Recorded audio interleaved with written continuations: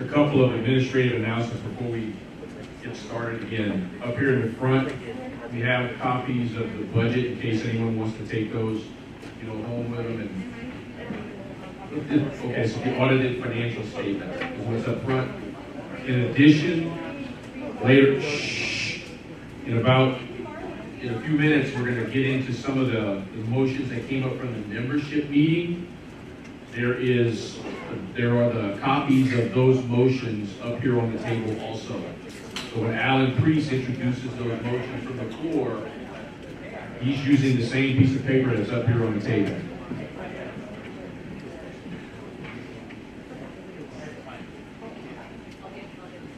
Okay. Our next order of business, the committee reports are all completed. And due to the constraints, of course, in time, we've got committee reports that are included in this, in the delegates call as we started doing a couple of years ago. So first up is ADM 2109, and I call upon Vice President of Finance, Chuck Unruh.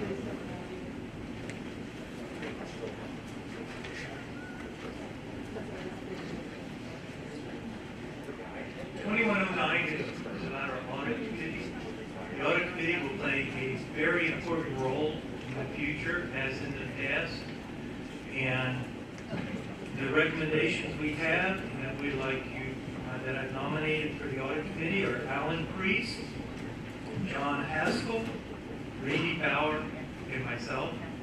And we will form the team that works with the auditors and with Carol in giving the information that's important to our auditors so that we have good reports for the delegates. How are you? I asked for your affirmation on this, so I will turn it to Mike for the vote. Okay, so he's moved to have the audit committee consist of Alan Priest, John Haskell, Randy Bauer, and Chuck Unruh. Do you have any discussion? Oh, I'm sorry, we got a second. Okay, do we have any discussion? Okay, call vote. All those in favor of the audit committee as members read, raise your credentials or hand. Opposed? Okay. Chuck, still out there for ADM 2110? As a chair of the Life Member Asset Grantor Trust, I'm happy to report that we have done extremely well this year. Our trustees have guided us to numbers that we weren't expecting for another year. And it's just a remarkable job, and I appreciate every one of the trustees. And in that spirit, I'm nominating the current trustees for another term. They've done an excellent job. And so my nominations are Alan Priest, Beatrice Marinello, myself, David Gravard, Doug Gorman, Jim Benball, Leroy Ubeck, Mike Hoffpower, Peter Dyson, Steve Doyle, and Tim Redmond. I ask for your affirmation. We have a second? Second. Okay, let's go ahead and vote. All those in favor, raise your credentials. Opposed? The motion passes. Thank you. We have a very good team. Next up is ADM 2111. This is about the election committee. David Hayter.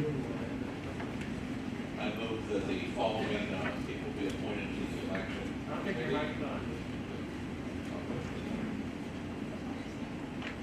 Okay, got to be smarter than Mike, I guess. I move that the following, the delegates elect the following people to the election committee: Myron Lieberman, Mike Aikman, Kenneth Sloan, and Andrew Thal.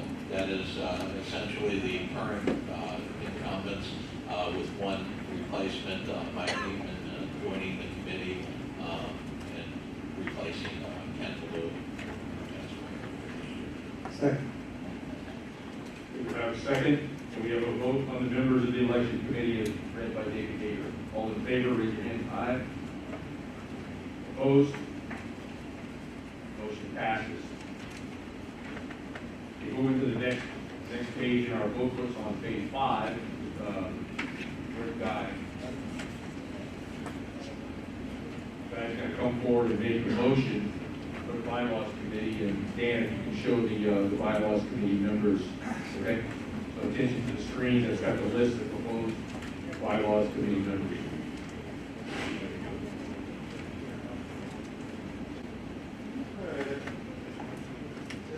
Yes. Okay, following members, Sandeep Alampali, Leela Nakin, myself, Guy Hoffman, Randy Huff, Richard Kempke, Gerald Larson, Myron Lieberman, Alex Nomelski, John McCrary, Dave Naylor, Bob Messenger, Alan Priest, and Andy Rhea. Okay, can we have a second to the motion of the list of names that have been read by Dr. Second. Any discussion? All in favor of the motion, raise your hand. Any opposed? Motion passes. Okay, now Terry, going to come forward and make a similar motion on the ethics committee, and Dan, can you please show the list of ethics committee names? Yes, the Ethics Committee nominates the following individuals: Noreen Davison, Harold Stenzel, Al Terry, Anand Damalapati, Paul Kolodziejski, Jim Manella, Myron Thomas, Randy Huff, Martha Underwood, Eris Margatis, and Tom Langland. What state is Eris from? Sorry, wait. Eris is from Ontario. Okay.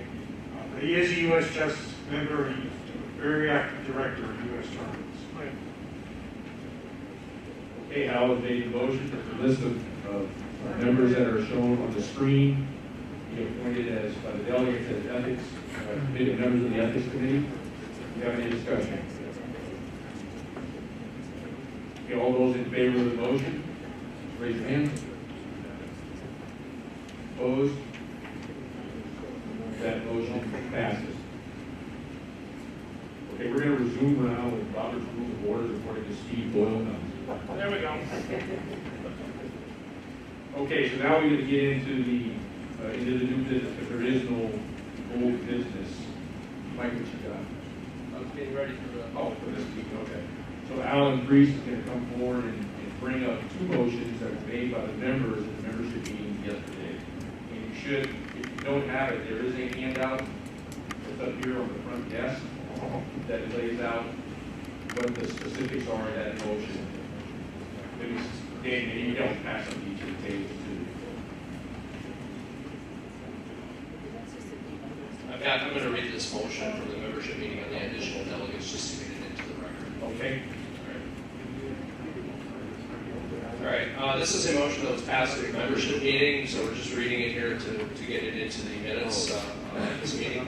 We did not need to vote on this. This was passed at the membership meeting, but just want to get it in the minutes. For Article 5, Section 9 of the U.S. Chess Bylaws, the U.S. Chess membership meeting may elect up to 5 additional delegates for a term that expires on June 1 of the following year. At the start of the membership meeting, the persons who are present and have previously served as delegates in at least one of the last 5 years. Therefore, be it resolved that the 2021 U.S. Chess membership meeting elect as additional delegates to the 2021 U.S. Chess delegates meeting the following: Ken Sloan, Alabama; Lawrence Cohn, Illinois; Harold Scott, New York; Alex Aurelia, New Hampshire. I believe all are present and have already picked up their credentials. Thank you, Mr. President. Okay, thank you, Mike.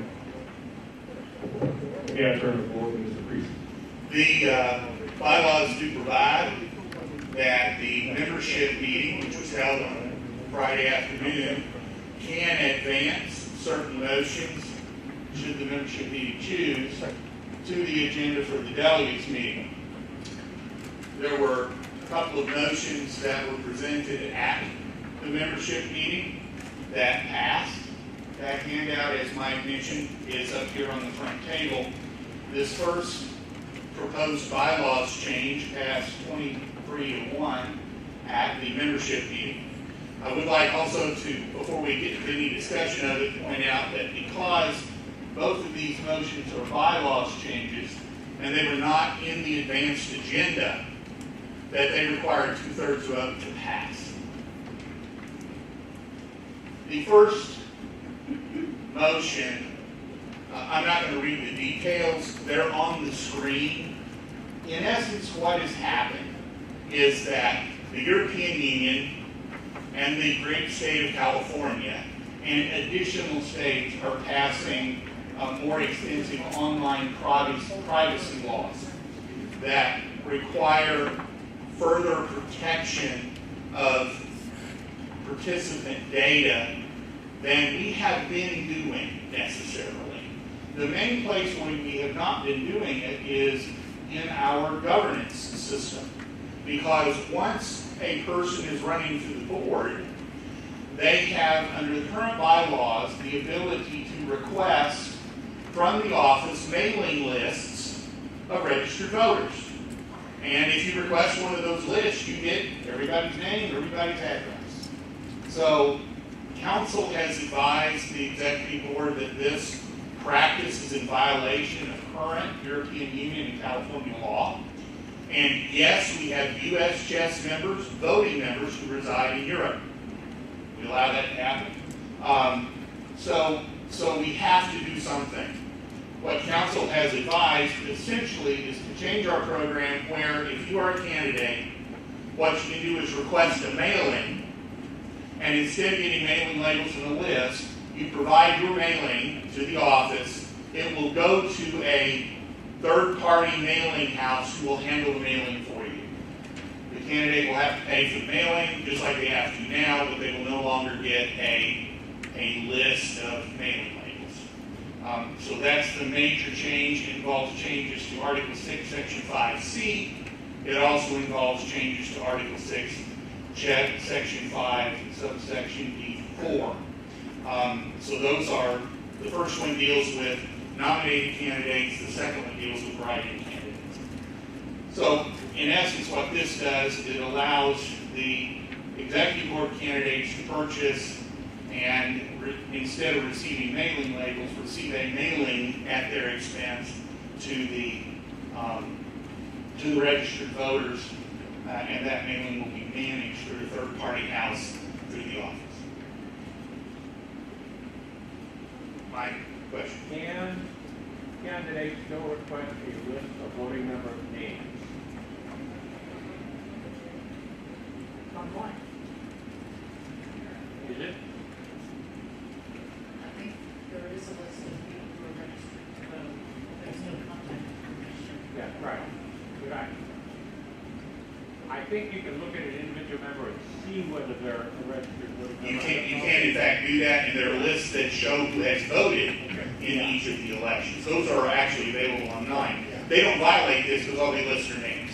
The main issue is the privacy related to the moment. So this doesn't affect the ability for No. a candidate to request a list of all the voting members. Okay, from here forward, let's please step up to the mic so we can ask questions. Everybody can see you have a question. Point. Yeah. New York State.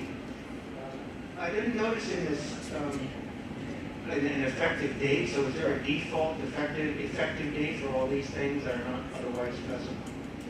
Yeah, if you pass it, it goes into effect. When we pass it, it goes into effect. It will be in effect for the next election. Immediately, so Yeah. it's not January 1st or anything. Right. It will be right now. Are there any other questions? Any discussion?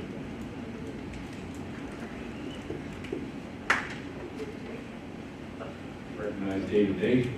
For the second change, the begins with replace Article 6, Section 5D4. I believe the intent is for that to only replace the last paragraph of Section 5D, and not replace for itself or any other portion of the bylaws. That's correct. That paragraph that's a replacement is the last paragraph of Section 5. It's right above Section 6. Okay, I would offer that as a privilege. Yeah. accept that friendly amendment. Yeah, that's simply a Scrivener's error in preparing the motion. Call the question. Okay, the question's been called, they're gonna vote calling the question. Okay, no one opposed, we'll now vote. All those in favor of the motion, raise your initials. All opposed? One opposed? This passes with a harmony. The second motion that's coming from the members' meeting it comes out of the same discussion. Currently, the bylaws, as many contracts do, has a severability clause. What a severability clause does is say if there is one part of this contract, if there's one part of the bylaws which is deemed to be invalid, it does not invalidate the rest of the document. The existing severability clause states basically if any part is deemed invalid by a court of competent jurisdiction. What the change does, it expands that to say if a court of competent jurisdiction or an authorized legislative body enacts laws or regulations that render invalid or unenforceable a portion of these bylaws, the unaffected portion shall remain in full force and effect. So, for example, if a legislative body enacted a further privacy law which just made the thing we put in here not doable, it would invalidate that bylaw provision, but it wouldn't invalidate how we select delegates, for example, or anything else in the bylaws. So, council recognized that was a weakness. We needed to expand our severability clause not just to court rulings, but also to legal changes that might affect it. And that's what that provision does. That is an amendment or a replacement of Article 9, Section 19. And that passed the members' meeting by a vote of 22 to 2. Do we have any discussion on the proposed motion? Call the question. Someone's coming up. Jeff Caruso, Massachusetts. What does it mean for a court of competent jurisdiction to enact a law?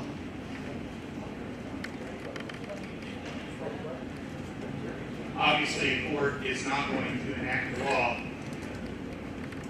The legislative body would enact the law, but a court of competent jurisdiction means one that has jurisdiction over the organization. And, maybe we should adjust by saying rule, but this came right from corporate counsel. The language came from corporate counsel, so I'm assuming they got it right. Well, it's what's in the bylaws already. Yeah, that is the way it's worded in the bylaws. We're just adding, sorry, forgive me. No. It's a little bit different.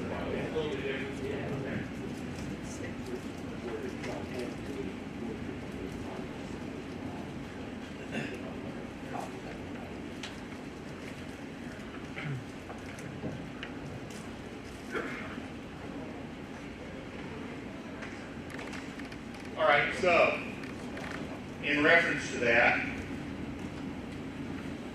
if a court of competent jurisdiction shall hold a portion of these bylaws to be invalid, or an authorized legislative body enacts laws or regulations, can we make that change to the motion? Right. Leave that one. Alan, I have a suggestion. Yes. It would be simpler. If a court of competent jurisdiction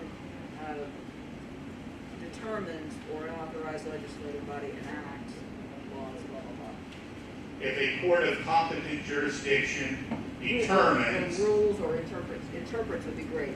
Court of competent jurisdiction interprets or an authorized legislative body enacts laws or regulations to render. I'm good with that. Did we pick that up? No. All right. Leila, Leila, come to the mic. would you come to the mic and say?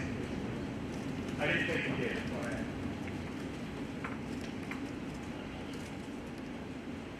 We can adjust the mic this much. Just pull it Now down. to me. Okay, if a court of competent jurisdiction interprets, is that right? Change it again. It's changed. You just change. Or It's the term, right? it is correct now, or an authorized legislative body enacts laws or regulations that, yeah, that's it. Insert the word interprets. You don't need a comma.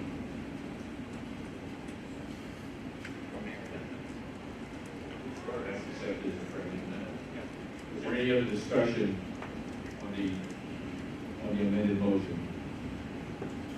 Hearing none, call the question. Call the question, call the vote, all those in favor of the amendment, the amended motion, raise your credentials. You have to raise your credentials. Raise your credentials. Opposed? It passes by a 2/3 majority. Unanimous.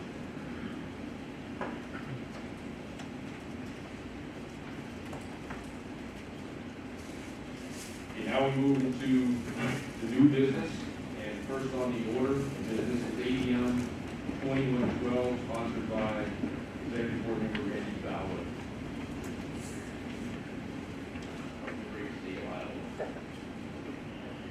Thank you, Mr. Chair. This is a pretty simple ADM.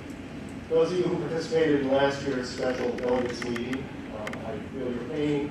What we are doing in this particular ADM is modernizing what had been the approach to special delegates meeting. The old bylaws had it that they would be held by conference call, and that members, delegates would congregate at locations to participate in those calls. That's necessary because Illinois corporate law does not allow for proxy voting. You have to be able to determine that the person actually making the vote is who they say they are, that they're actually the delegate. Now, of course, we have done and we would continue to do special delegates meeting if we ever have the need for one again, by video conference. That, of course, doesn't require you to congregate in different locations. We can see the delegates on the screen, and we can vote electronically as was done last year. This simply updates that section on special delegates meeting to conform with what we did last year. The only other change is that we removed fax as an alternate method for informing delegates of the special delegates meeting. It would be by mail or by email. With that, I'll take any questions. Floor is open for questions or discussion. Only reporting on the results of the bylaws committee and workshop. Bylaws committee approved it 9-0, and the workshop approved it unanimously. Thank you, Don. Is there any other discussion? Seeing none, call the question. All those in favor, raise your credentials. Opposed? Clearly passes by more than 2/3. Sitting.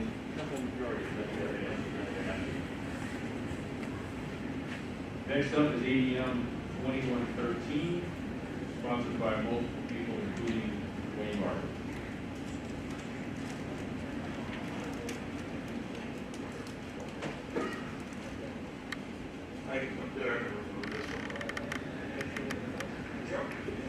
Steve Morford, Southern California.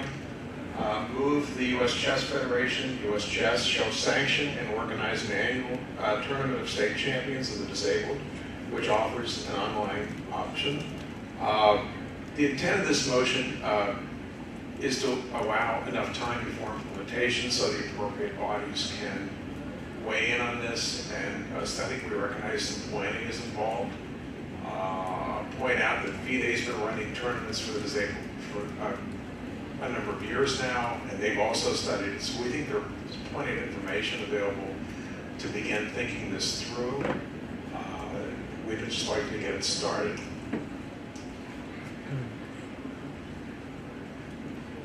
Wayne? Thank you, Mike. Let me step off here so it'll be heard. The Delegate legacy has existed for 37 years. If you'd asked me back in 1985 we would have had so many wonderful people participating, I would not have said, no, we'll have our 50 and we'll go home. As most of you know, there have been many, many opportunities for states to nominate people who come forward to be involved. And we're excited by that fact. I believe at this time we need to study and examine the opportunity of accessibility that could be brought forward and be considered later as the year, 2 or 3 years or whatever. And I think we need to start now. This is a group of folks. We're not here to define what disability is. We're here to ask that this be put forward, and it would be put forward by examining with the two committees, the National Invitational Committee as well as the Accessibility Committee, examine this topic and come back to the board in an appropriate period of time in order to give a little bit more understanding to what we're looking for. So we're considering, I guess I can make a motion to refer if there's no one that might have other comments, but I'll hold that in advance because I see there are other speakers. Well, you have to make a motion or you don't make a motion right now, one or the other. Are you making a motion to refer right now? Motion to refer. Okay, so a motion has been made to refer this, and I heard him say the Invitational Committee and the Special Accessibility and Special Circumstances Committee for further study. Do we have discussion? Yeah, do we have discussion on the amendment? On the referral, do we have discussion on the referral? Is referral to both committees? The referral is to both committees. We have discussion on the referral. Seeing none, we call the question. Now, do we have any discussion on the modified motion? Okay, seeing none there, call the vote, and the vote is to refer ADM 2113 to the Invitationals Committee and the Accessibility and Special Circumstances Committee for further study. Okay, all those in favor, raise your credentials. All opposed? That one passes. Thank you, Wayne. Next is ADM 2114. Point of order, Mr. President. Yes, sir. This motion is out of order because it is in violation of the bylaws. The bylaws specifically prohibit participation in this meeting by video or teleconferencing. Mr. Chairman, can we discuss the motion? I can't hear what you're saying, Jesus. He wants to discuss.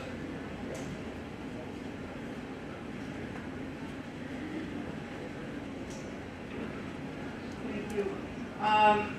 Since I'm one of the main sponsors of the motion, I would like to propose a friendly amendment to the motion.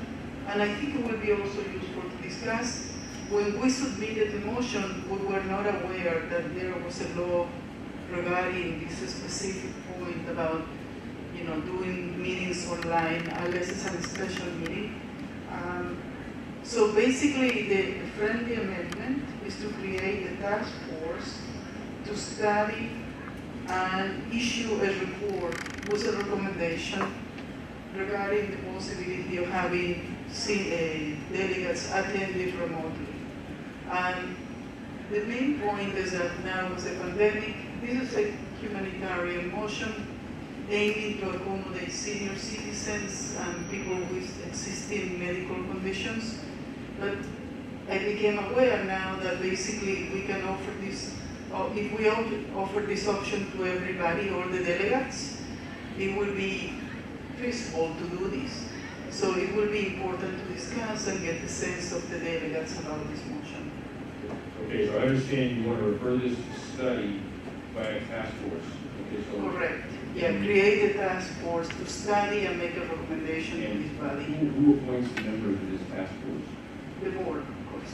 You're saying the executive board appoints the Yeah, members the of the task executive force? board can appoint the people that will study this motion. So as I understand it, let me rephrase, the motion has, ADM 2114 is being substantially amended by saying to refer this issue To the executive board. executive board, executive to the executive board. Aiming to create a task force Yeah, so to there's, study, investigate, and issue a report with a recommendation.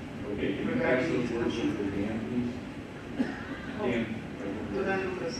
So the friendly amendment is to refer this motion. No, paper. I bring it again, it's Yeah. not exactly what I should. It's a little different. Yeah.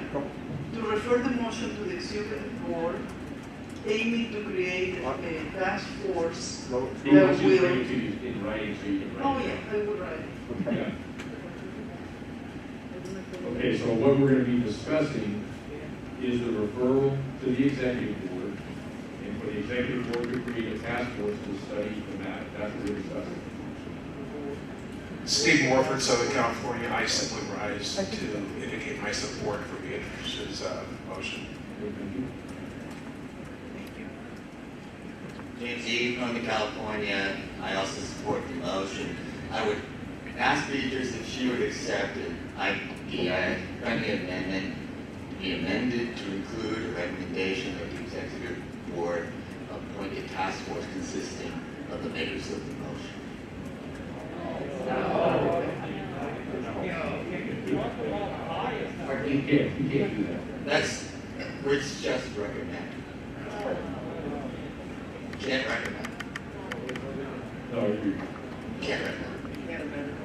yeah. Okay. The executive board will appoint.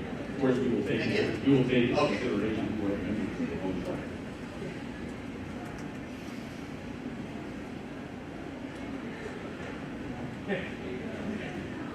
Willa Dockham from Louisiana.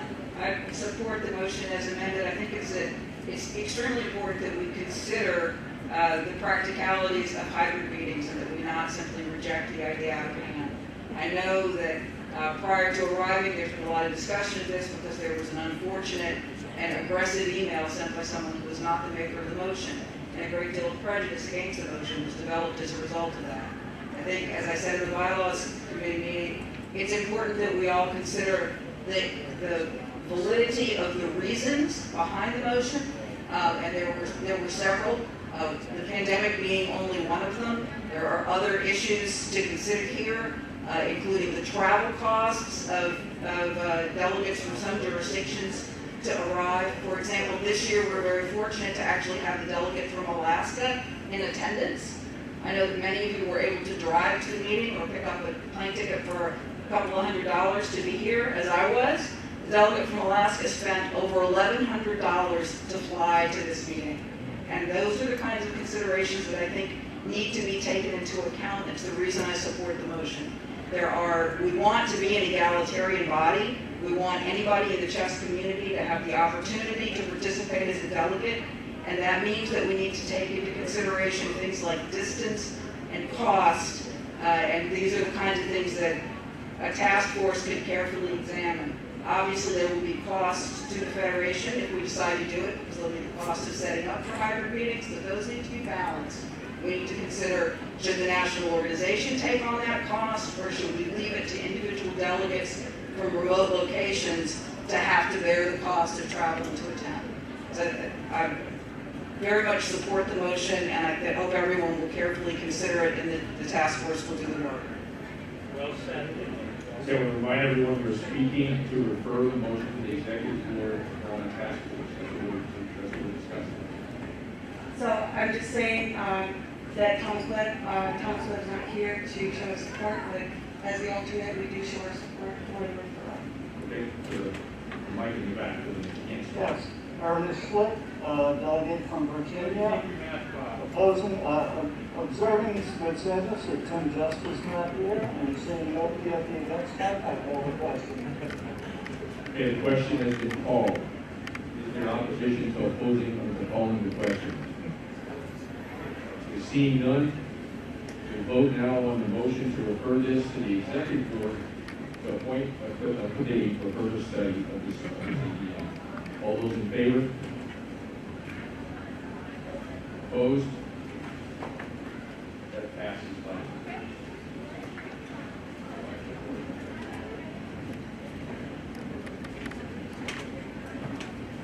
Okay, next up is ADM 2115, the LMA trustees. Chuck Ivanhoe on behalf of the LMA trustees. This is a housekeeping agreement with the operations. Has some history behind it. ADM 723, which was 2007, right here in Cherry Hill. We had an agreement, meaning we, the Life Member Asset Committee, times have changed. We are unanimously in support of this ADM, and the ADM would have operations take the first regular membership out of each new life membership that comes into the U.S. Chess Federation. The residual then would go to the LMA Grantor Trust. Okay, so the LMA trustees will move the transfer of life member received to the life member asset trust. Will you hear a second? Second. Okay, any discussion? Seeing none, all those in favor, raise your vote. Credentials? Opposed? Passes. Next is ADM 2116. And there is an alternate, an amendment to this or a substitute motion.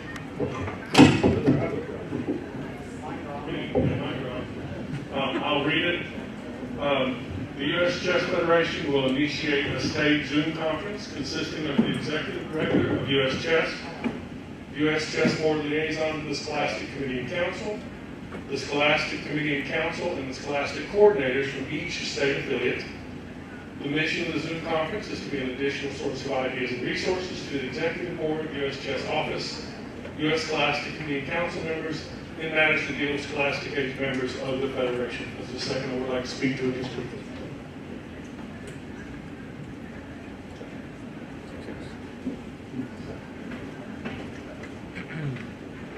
I know there is an idea to refer this, which I'm going to be okay with. I just want to speak to intent. My intent is not to usurp, override, or do anything to Scholastic Council. I think our nationals are phenomenal. They do a great job.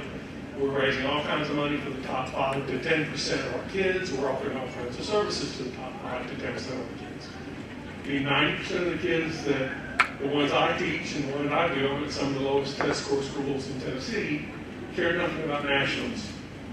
The coaches care nothing about getting a certification, taking tests, or going through things. They just want to have a place for the kids to play chess and maybe have a little help with that. Maybe be a state affiliate. They'd love to be an affiliate. And I think the best people to get ideas to help these people are state scholastic coordinators. Most all of the state presidents and others in this room will tell you the people in your state that know the most about scholastics are your state scholastic coordinators. That's why they are your state scholastic coordinators. Unfortunately, I don't think the answer is when was the last time, but if we have ever reached out to our state scholastic coordinators and said, how can we help you? How can the U.S. Chess Federation serve your needs? What would you like to see? So my intent of this motion is as follows, that the powers that be in the U.S. Chess Federation, Committee and Council, set up a Zoom conference with the state scholastic coordinators, and then turn your microphones off.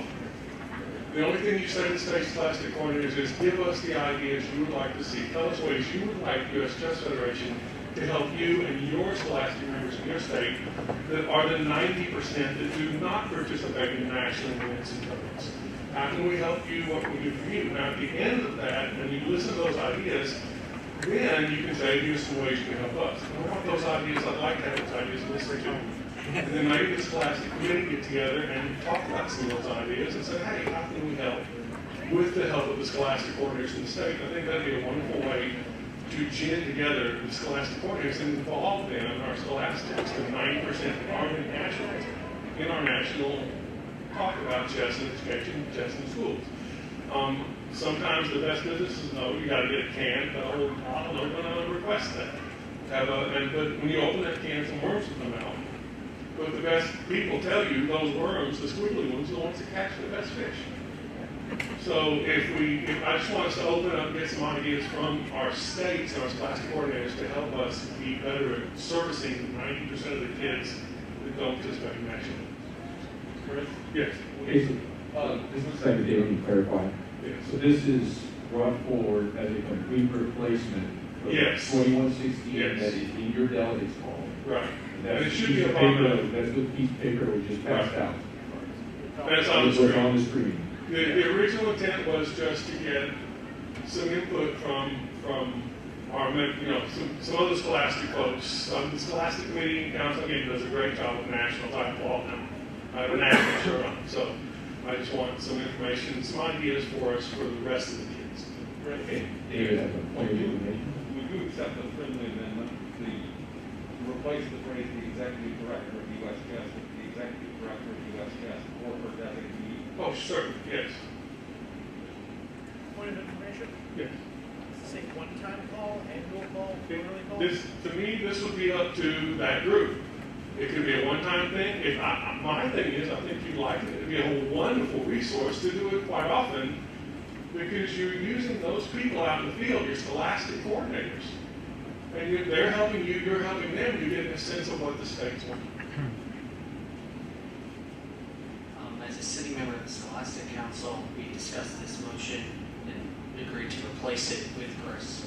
The idea of, we all learned from town halls this past year that they're really highly productive, and it's our goal to increase chess at scholastics. And part of that by having meetings, whether it's one meeting, 2 meetings, 3 meetings, we'll see how the first one goes and take it from there.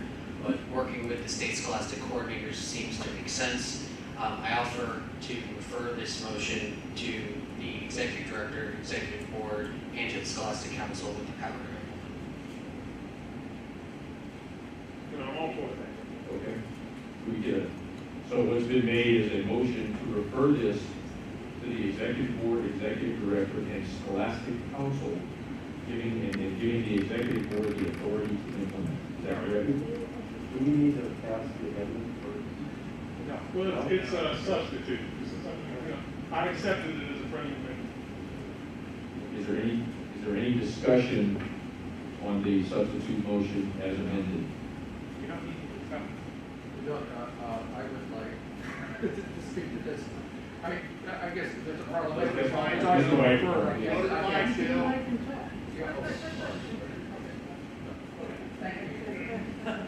Thanks for the push. I'm a fan of the original motion. The substitute motion seems wrong-headed. Education, chess and education is for everyone.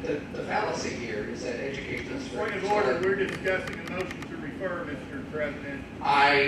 That's why I had to be pushed to the microphone. I was aware of that point of order.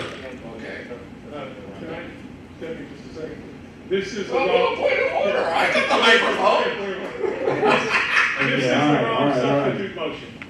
On the screen is the wrong substitute motion. Mr. Parliamentarian, your advice, please. Sorry. This is the wrong substitute motion.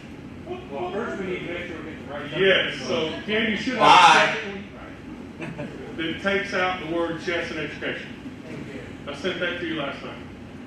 There should be a second one that removes the word chess and education.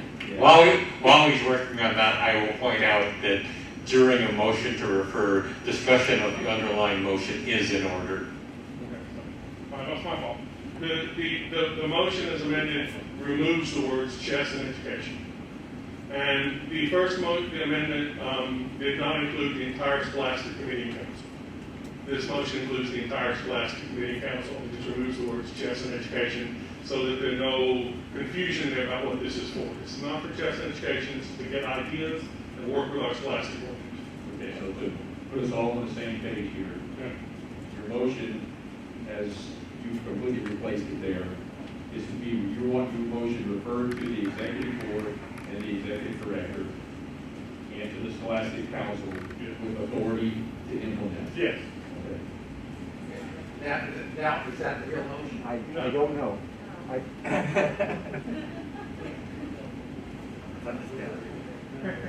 So order. Remove the words chess and education. Okay, in the first sentence, replace with, it should read, the U.S. Chess Federation will initiate a scholastic Zoom conference consisting of, and instead of, and remove the word, the chairs of the Scholastic Committee Council. It should be the Scholastic Committee Council, not the chairs. I'm sorry. Read it again, please. The U.S. Chess Board Liaison to the Scholastic Committee Council and the Scholastic Committee Council. Move the two words, the chairs. Keep going. Just right there. The chairs. Just the chairs. Just remove those two words. The chairs. Just remove the word chairs. And right before that, replace the word council. Read it again.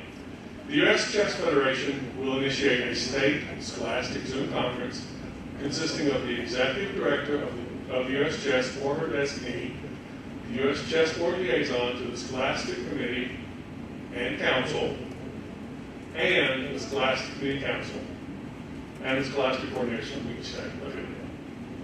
That is the correct wording.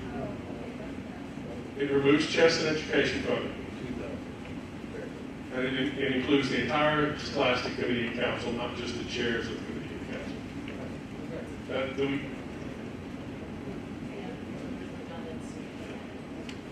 Okay, we're still getting it added there.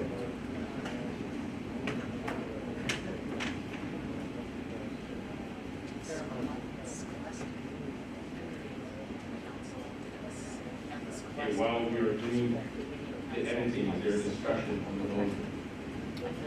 Tony Rich from the state of Missouri. It seems to me that it would be more appropriate for this to fall solely under the purview of the Scholastic Committee and not of the executive board or executive director.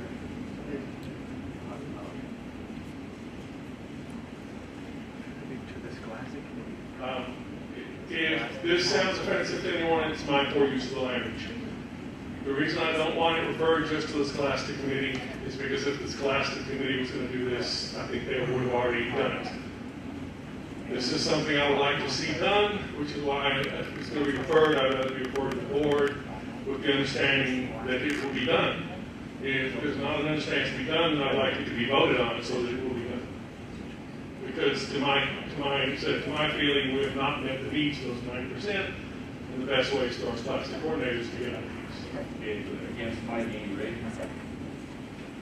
Andy Ray Virginia, I move to call the question as amended by the maker of the motion. Okay, the question has been called. Do we have any opposition to calling the question? Okay, we have opposition to calling the question. Yes. Yeah, we have opposition to calling the question on referral. So we now will vote on calling the question. All those in favor of calling the question on referral, raise your delegates.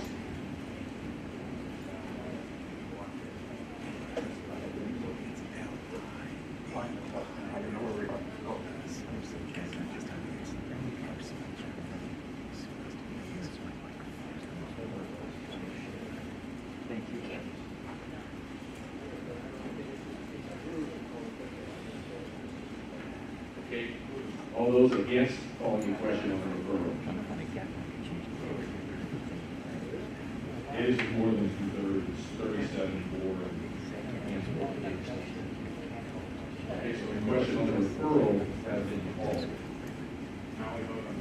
So now we will vote on referral. All those in favor of referring? Okay, so let's hold one more second. Let's make sure that the maker of the motion believes that the motion language as it's shown is correct. Yes. Okay?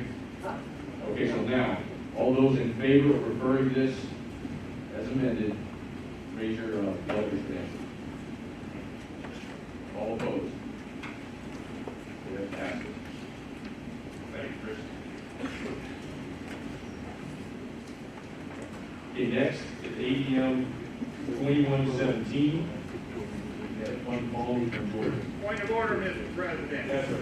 This motion is out of order because it is in violation, it would amend the bylaws to be in violation of Illinois corporate law, which prevents proxy voting. I know. Point of information. You're right, but Do we have, they just voted on it. I appreciate my friend and my trusted colleague, do we I believe and trust that verify. Do we have independent confirmation that this is in fact the case?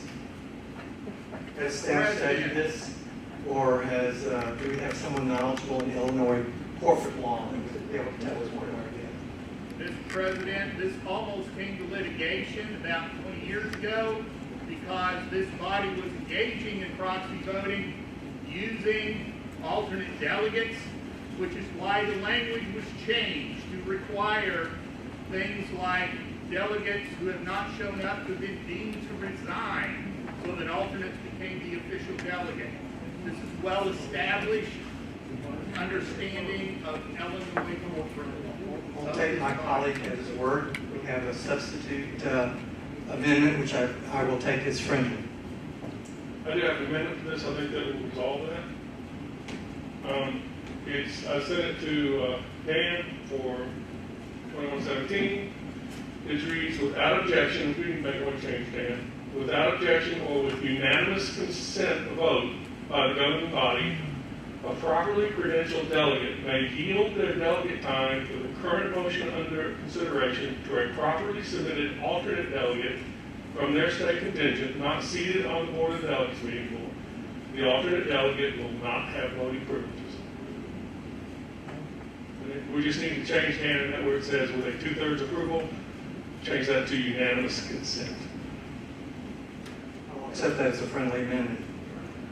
Point of information, do we not already have something in place that allows non-delegates to speak to this body? That's the point, is that at the moment, it's one of those things when you move with this is something we can already do with unanimous consent. We can allow anyone to speak in front of this body. This just makes this just return to having alternate delegates speak with unanimous consent.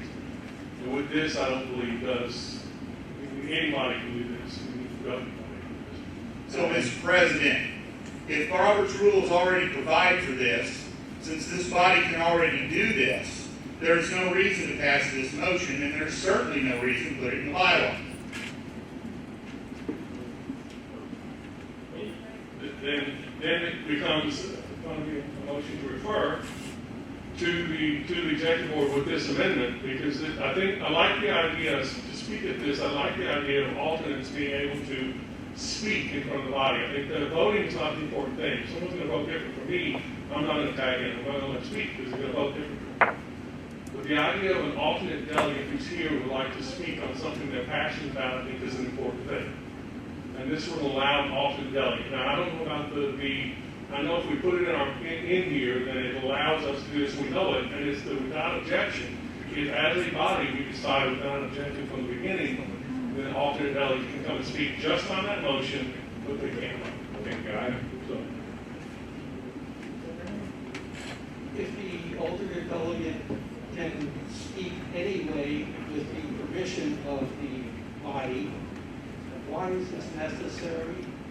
I don't think referring something from Robert's Rules of Order to the executive board is a good use of our time. And now, correct. So the idea then is, this takes away it's against Illinois law argument, with reasons wrong. So if it's ruled that this is something we can do anyway, and this is something we do anyway, then it'd be nice for the executive board to look at us doing this. Mr. President, I humbly submit this is not a good use of the executive board's time for the executive board to study something that's already allowed in this meeting, to decide that it's already allowed in this meeting. So yeah, summarize it, that the amendment is, the EDM is moved. The amendment is moved. Yes.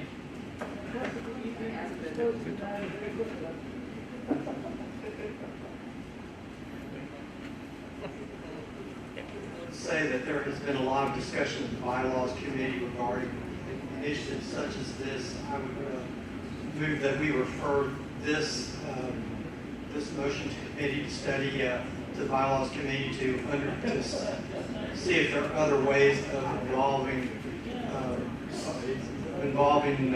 Okay, so the maker of the motion is moved to refer it to bylaws for further study. The discussion on the referral. As the chair of bylaws, I'm going to give you the results of the committee and the workshop. The committee voted 0 in favor, 9 opposed, and the workshop was 1 in favor. I think you know who the 1 is. And 15 opposed and 1 abstention.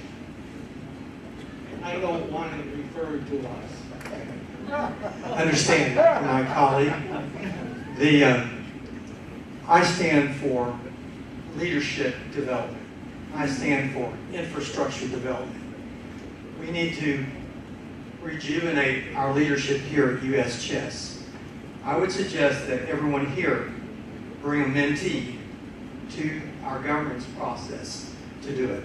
Do we naturally do it? I haven't seen that too much here. A few people do it. The Florida delegation does that. But, and some people do it. But I would submit to you that what we need to do is start considering structural changes to our governance so that we can encourage leadership development and infrastructure development. Thank you. Mr. President, in light of the flailing attempts to refer this to multiple committees, I move that this be postponed indefinitely. Motion been made and seconded to postpone indefinitely. We vote. Voting on the motion to postpone indefinitely. All those in favor, raise your hand. Opposed? Okay, that passes. Large margin. Okay, so this motion has been postponed indefinitely.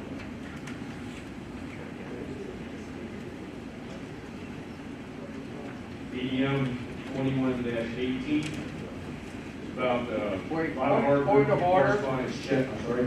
Point of order. A motion to postpone indefinitely in order to kill, that's not, a motion to Can you table. come to the mic, please? Yeah. It's already been done, but it's out of order. Because a motion to table, okay, if it should be killed, let's kill it. Correct. That's correct. No, it was tabled, that's not right. The comment is out of order, the action's already been taken. Okay, ADM 21-18 from Fund Pong, and this is about a lot of work that the correspondence chess working with. It's one of my major first charges here as an executive board member. I was tasked with being vice chair of the correspondence chess working. This was done in light of the grievous illness that PD Master Alex Dunn had incurred, and he was rendered incapacitated from doing his duties. This gave the executive board a chance to appoint a task force chaired by Michael Buss. The office liaison was Chris Bird. Members were Johnny Brown, Larry Cox, Tom Langland, Chris Torres, Wilbur Tung, and Hal Scruggs. And we started with a small but enthusiastic and animated group charged with trying to rejuvenate correspondence chess. These people did a lot of work. They met quite frequently, much more active than a lot of other committees that we have at US Chess. And they tackled a change of rules. They changed the schedule for correspondence chess. We realize there's great potential with rejuvenating correspondence chess. If you look at long time control chess on platforms such as chess.com, Lead Chess, and ICC, you will notice they have tremendous followings. And if we can ever tap into those and bring those over as US Chess members, I think we have a tremendous opportunity at hand to bring in more chess players into the sphere of US chess. This ADM basically replaces the existing correspondence rules which were adopted in 1991. There was a suggestion that there was a scrivener's error in Section 1 to the US Chess Correspondence Chess Director. I believe the task force's understanding is that either office staff or a similar coordinator such as what was done by Alex Dunn would be that person there mentioned in point number 1. You can read through this. We asked the Rules Committee to make a ruling on this, and we basically, I think I will defer to Dave Hayter for that result. The Rules Committee did discuss this in the workshop, and the sense of the workshop was that this should be adopted. It was a vote of 16 in favor of adoption, 0 opposed. So with that, I want to thank all these members for their hard work, and I move the adoption of this advance motion. We have a second on the motion. Okay, the motion has been made and seconded. Call the vote. All those in favor Point of of... order. For the rules change to pass, it must pass by either 85% in the first year or it must be resubmitted next year. Right. Yeah, correct. We'll find out in just a second. Okay, so let's go ahead. Those in favor, raise your credentials.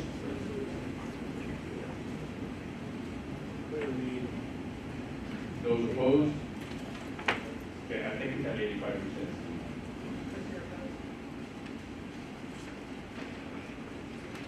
This motion passed. This will go into effect. Yes.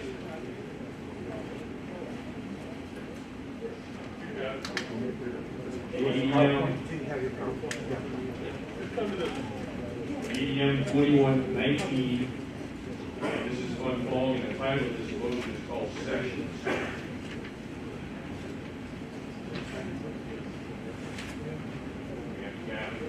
Yep. Okay, go ahead. Thank you for turning me on. Nice. I did. Well, I'd like to introduce this ADM here. What if in a world, what if in an organization we had structure that would welcome and foster the development of incoming ideas, new ideas, trendy ideas. This was done in my professional organization about 30 years ago. We called them sections. I think in future incarnations we might consider them calling them affinity groups. I think that's more the trendy term these days. But these are basically special interest groups formed within a parent organization that may help guide the organization in ways that we never thought of. Now, what ways? Any change is scary. But, however, I can tell you that through the retrospective scope of what happened 30 years ago in my parent organization, that it has been a very, very positive development. What we have seen here is the development of all sorts of little niche areas here, and I suspect that this can also form here and within our organization as well. It may lead to some very positive developments. For us, we had some very bread and butter special interest groups that formed. Disaster medicine, EMS, hospitalist medicine, cruise ship medicine, different types, different branches within the House of Emergency Medicine. Now, you're going to say, how does that translate to us here at Chess Players? Well, what if we have Blitz, Bug House, Bullet? What if we had streamers in chess? What if we had online chess innovators forming an affinity group, section, special interest group, helping us guide us in these trendy new waters that we're having here? I mean, how many people, what if we had online chess organizers here? These people could dramatically help us spread the information about how better to perfect the art of the online chess tournament. There's all sorts of ways that this could go. Who knows exactly which way it would go, but I think it would be very enriching, and we would bring a lot more people to the tent of U.S. chess governance here. In its full incarnation, affinity groups would have a vote in the delegates meeting. That would be the full-blown idea. Now probably the one that gives most delegates pause about this. But I will tell you that all the legislation that was given for this particular bylaws change within my parent organization, it has not changed in 30 years. No one has really changed the wording significantly. Can you advance the slide here really quickly? Okay. Thank you. This is just a sum of the 40 sections that are here in the American College of Emergency Physicians here. You can see they have their own logos. They have their own websites from the parent website. They have their own officers. They even mention alternate counselors, so which would be our alternate delegates very prominently there. So these people are little sub-organizations of the organization. What we do, my parent organization, we pick out the winners and losers, and we think of the winners in organizational management as potential leaders for the rest of my organization. Next slide, please. Okay, so basically, the council. I believe this is the wording about the way the council is formed. We have, you can see they're very proud to display their sections as part of their openness and receptiveness and responsiveness to the membership. Next slide, please. These are all the different sections that you can join. They have this on the website. You can join for $45 a year. So it's not a real high cost. Even for us physicians, it's not a high cost. So next slide, please. Okay, this is a copy of the organizational guidelines. I call them operational guidelines. This would be similar, equivalent to our charter. So these affinity groups would have their own charter and little rules of government themselves. Next slide, please. And you can see here, this is one of my recent newsletters from June. And you can see in this recent newsletter that they are touting sections along with their committees, the 30 committees, the 40 sections, as useful instruments in forming section as part of the organization. So I wanted to, people have asked me, why haven't you done this at other levels of involvement? Well, I thought it was very important to introduce this concept to you early on to the delegates, because I think we need buy-in from the delegates before we move forward with this idea. We've been talking about this, and I think what it was suggested in bylaws was to go ahead and refer to the executive board. So with that, I would move that we refer this ADM to the executive board for study and possible implementation without the onerous part of the delegate vote. One thing, if it were referred to the executive board, we couldn't implement the bylaws. No, we would not. The people in the bylaws committee suggested that this could be done within an informal framework set up by the executive board. But not the delegate. But it would not require delegate involvement there. But I still think we need delegate buy-in here to this to some degree. With the permission of the president, I would like to take a straw poll to see if this is an interesting idea for people to investigate further. No? It's a good for having this looked at. For the executive board having it looked at. Yes, a straw poll of interest for this. Have this looked at for further study. Further study. That's all this is for. Go ahead. Perhaps a plurality. So with that, I move to refer to the executive board to study further and potentially implement part of this mechanism. The maker of the motion has moved to refer his motion to the executive board for further study. Second. Motion has been seconded. We have discussion on the motion to refer. As I had suggested defined in the bylaws workshop, absent the idea of delegates, certainly the executive board right now has the ability to create any committee it wants, any sub-organization it wants, arguably could even require a membership fee to belong to it, arguably. So since this, and we already sort of have this, we call them committees. So since we already have this structure, I think allowing the executive board to expand that structure is just fine. Is there someone opposed to anything to that? Yes, and Ray, Virginia, and I'm confused with regards to how the executive board would be able to implement this, where it would change the structure of the delegates. No, it doesn't. There's no change to the bylaws, what it said. Okay, well, that's, well, I kept hearing delegates from the maker of the motion, so, you know, will the delegates be involved in changing this or not changing this, or approving of the change by as submitted by the executive board? This was the original motion as it stood. When referred to the board would institute structural changes that are not bylaws changes that do not involve the delegate vote. Okay, thank you. I talked was also a response potential. In the National Education Association, we call them caucuses. We do not give them delegates because that would make our delegates unusually large, and we understand that. But they do allow the caucuses to bring business, at least to a delegate for the board.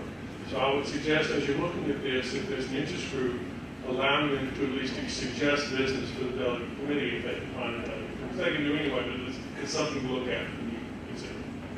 Yes, Mike? Lawrence Cohen, sorry, I no longer have my tip just passed. Call the question. Okay, the question has been called on the motion to refer this to the executive board for further consideration. Is there objections to calling the question? No objections to calling the question. The question has been called. All those in favor of referring this motion to the executive board for further study, raise your hand. All those opposed? Okay, this passes.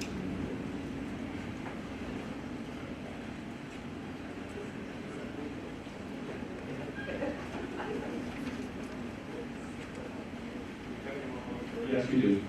The ADM 2120. Bob, you want to speak to this one? I can. Okay.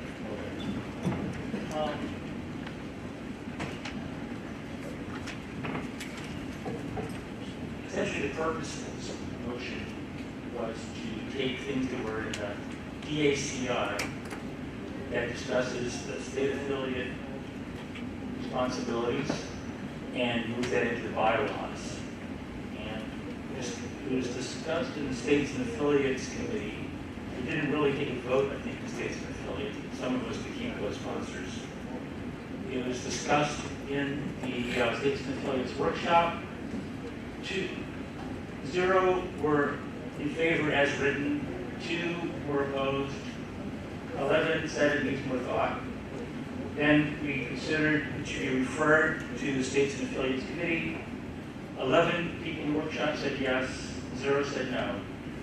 Actually, I was going to make a motion if you want to speak. I wanted to move to refer this motion to the States and Affiliates Committee. Motion has been made to refer this to the States and Affiliates Committee. Is there discussion on second? Motion been seconded and made to refer this to States and Affiliates Committee for further study. Is there any discussion on the motion to refer to States and Affiliates? Seeing none, call the vote. All those in favor of referring ADM 2120 to States and Affiliates Committee for further study, raise your hand.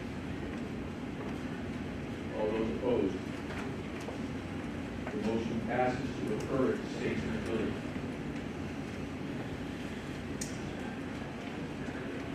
I think we're now at the end of the ADM portion of the agenda. We have some additional motions that have come up from the board. Is that right, Dan?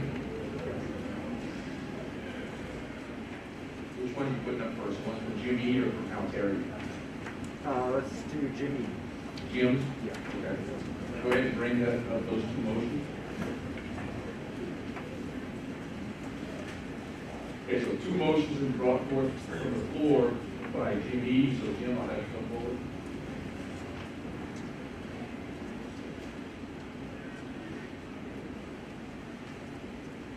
Jimmy, Northern California. The first motion, first I want to say what it doesn't say. It doesn't say anything about voting automobile up or down, changing it in any way. It doesn't require a governance task force. It doesn't require any delegates implementation of any change of any kind. What the idea is here, but I'm trying to express it, if I've done it improperly, I don't know, but the idea is to study the effects and to have the delegates do it. Because I don't think it's something that we want the staff to do. So I think the delegates are the next most logical body to form a committee that delegates form to assess the effects. Have we gained what we thought we were going to gain? Has it cost us something that we didn't consider an unintended consequence? And I have no idea what the results would be. I have no preconceived notions, but it's just to form a task force and to give us enough time to think about this and who's interested in being on that task force, talk about it next year, and then create that committee next year to then conduct the study and report the following year results. Explain the rationale behind establishment. Can you come to the mic, please?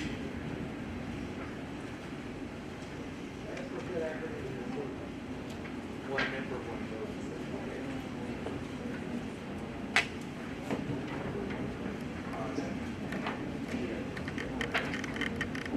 Can you make her please explain the rationale behind why this committee, if appointed, would not be appointed until a year from now instead of now? Why would it not start working today?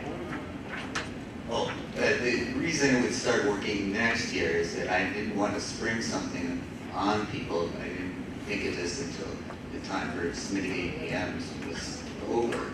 And I thought that we want to do this without springing anything on anybody, to give them time to think about who's interested in studying. Because this is just a proposal to study, not to implement any change whatsoever, just to report back, did it do what we wanted to do? And then we're doing this in a year, next year, form the committee, next year, report the results. So it's kind of a slow process that hopefully would help the delegates learn something. When I was in systems, we would implement a change, but then we didn't stop once we put it into production. We measured the results. And after the measuring results, we determined whether or not the change was successfully implemented. And that's just kind of the train of thought that I'm following here. Here we have some discussion in the rear mic. Yeah, Steve Morford, Southern California. I don't think I'm the only person in the room who's not quite sure what the acronym OMOV is. One member, one vote. One member, one vote. Do we have anyone in the floor mic? Yes, Lawrence Cohen, Illinois. I think the overall idea of doing a cost-benefit analysis does have some merit. If nothing else, although of course, as he mentioned, you don't really want to add any work to the staff, it might be interesting to find out or figure out what maybe is the proper price point for somebody submitting a petition to run for the EV. Maybe, do we maybe for some reason need to raise that cost? This is something that maybe would direct us towards that analysis, and something that, rather than have the office doing this, have people outside the office doing it, so we don't add more work to the office staff. Okay, the against mic, Randy Bauer. Randy Bauer from Iowa. So as someone who has done multiple cost-benefit analysis, there's a couple things about them. First of all, you have to have a common unit of measurement. And that's usually then quantified on a monetary basis. But a lot of what one member, one vote was about qualitative issues related to this organization. And it also got tied up in other decisions that we made, such as moving to 501c3 status. Now, one of the things that Larry mentioned is something that you could quantify. Should we be recovering the cost of elections from our candidates? And there are probably a few other things that we might be able to quantify.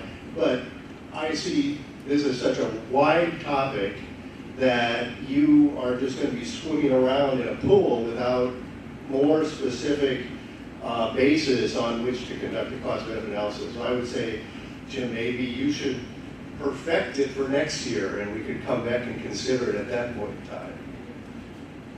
That's a great idea. I would just say that the idea of developing the metrics is part of the process. And it's perfectly okay with me to submit it as an ADM.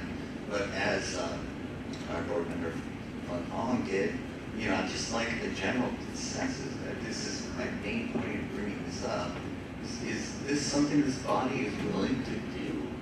I mean, I'm interested in this. I never put something into production that I didn't measure. So are we doing that? So let me clarify. Are you moving to defer this until next year where you conduct further study and analysis to sharpen your motion? Or do you want more discussion now? I won't bother if the organization is not interested. I'm just making a straw poll.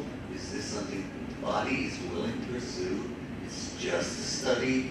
It's just informational. It introduces no change to anything. What's the point? What's the point? Yeah. Yeah, I'm just really confused. Okay, well that's fine.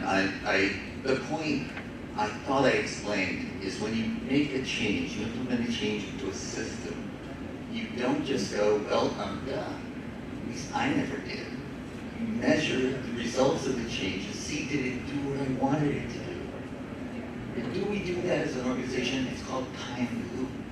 And I don't think so. I don't think we have the metrics. And I think we need to develop the metrics. And it's not all about money. Is it what we're trying to do? Hey, Mike, the back guy. Guy Hoffman, Wisconsin. You say this isn't about money, yet cost benefit. How are you going to do that without money? And how are you going to get the costs of an election without using staff time? You're not going to do a cost benefit solely on money. For example, the benefit, we can't quantify a monetary benefit. The members are now involved when they weren't in the past. How do you put a price tag on that? So we have to develop different types of metrics. And if you want to quibble with the cost benefit words, I'm sorry, I didn't mean, to object to the term cost benefit. Think of it as a post-mortem. Play a game. Do you just go on and don't think about the game anymore? Or do you analyze it and see what happened? Is it, I know I lost. Why did I lose? And that's a deep comment, but just to go on, the idea is to study what you did. And I don't think that we have this built into our DNA. And we just pass things, and sometimes we fight about it and take a lot of time, and then we pass it and decide it's not. And I think that's short-sighted. Okay, back, Mike. Can I make a point of information first, please? Okay, point of information. No, we asked for one, you can't ask one.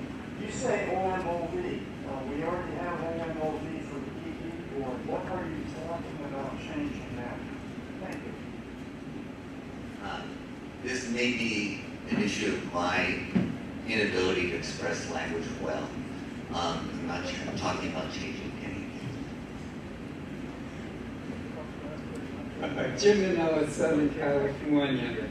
Look, this is a real stop the presses, alert the media moment. I found myself on the same side of an issue with Randy Bauer and Alan Creech, and earlier today I found myself in agreement with Wheeler. So I don't want to scare anybody, but I think the apocalypse is about to begin. Look, Jim, I understand what you're trying to do, but OMOV has been around for a long, long time. if there's a specific issue, I have to agree with Randy. If you feel that it's, you know, the elections are too expensive, and maybe we should go to online elections, something specific that we could wrap our, you know, our minds around, and then we could consider it. After the end of the 2-year study, the 2-year process, we would have those specifics. I'm not suggesting any of those specifics. We've never done the study to suggest that, hey, it costs too much or it doesn't cost enough. We don't know now. And at the end of 2 years, we might have these specifics that you're asking for now, but prior to the study, we have no idea. That might. Since it's still never been explained for the people who joined this organization in the last 20 years, what at all we're talking about is that prior to about 20 years ago, there was a very small select group who were the only ones authorized to vote in elections.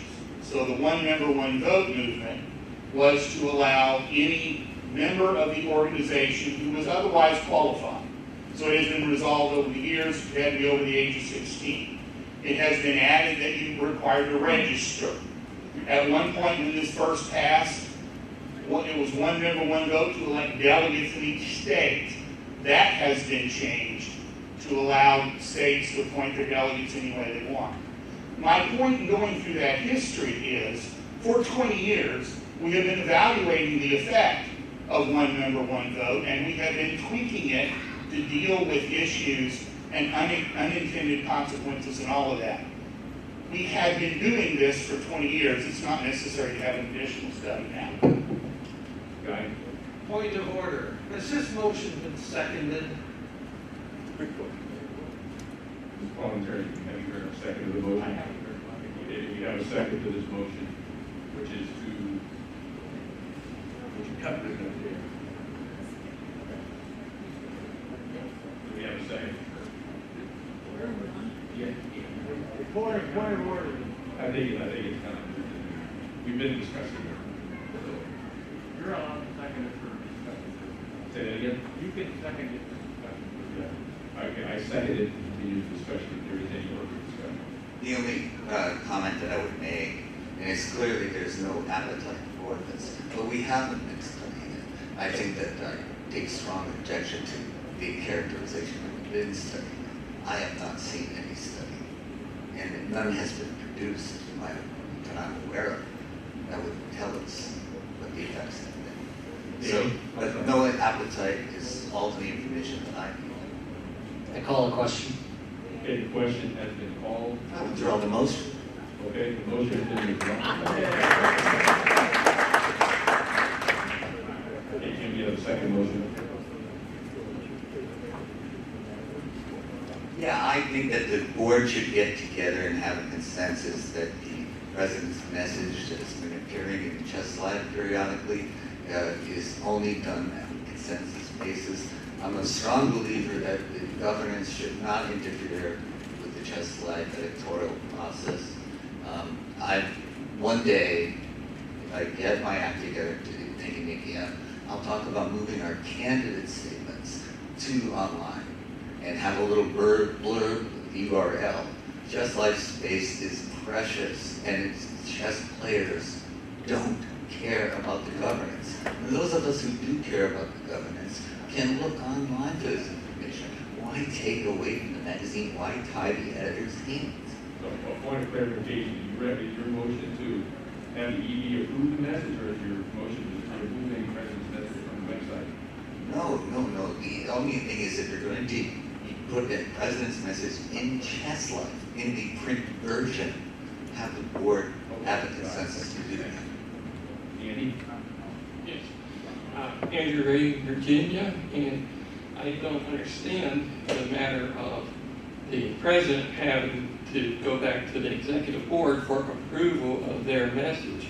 And if the board does not approve, there are manners, there are already ways that they can inform the president that they do not approve, to include removing that person as president if they violently disagree with the message.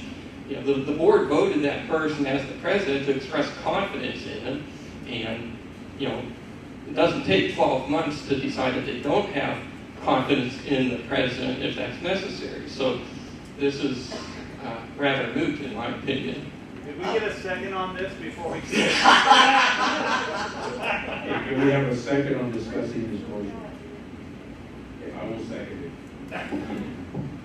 Thank you. I see no appetite for this either. However, I do want to strongly reinforce the idea that the presence in chess life is precious. The footprint in chess life is precious. It should be to advertising in chess, not to governance.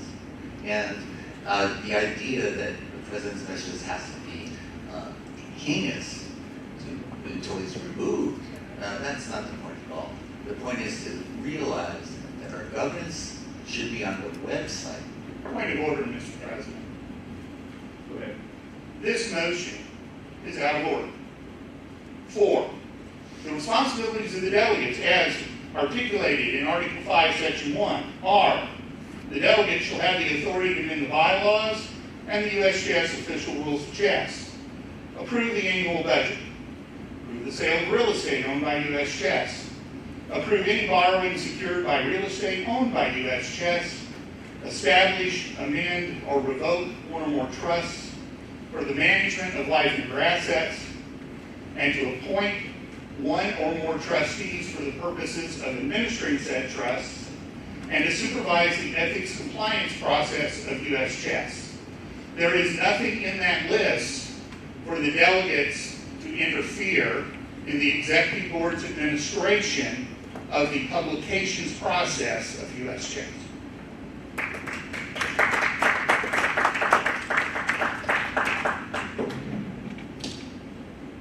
I don't think that the delegates are interfering by trying to get the executive board to not take space in chess life, not tie the hands of the chess life literature.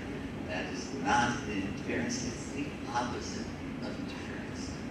It's giving the staff the ability to manage the publication the way they see fit. But if there's no appetite, I'll withdraw. John Fernandez, Missouri. Wait, hold on a second. Did you say you withdraw the motion? He said he withdraws the motion.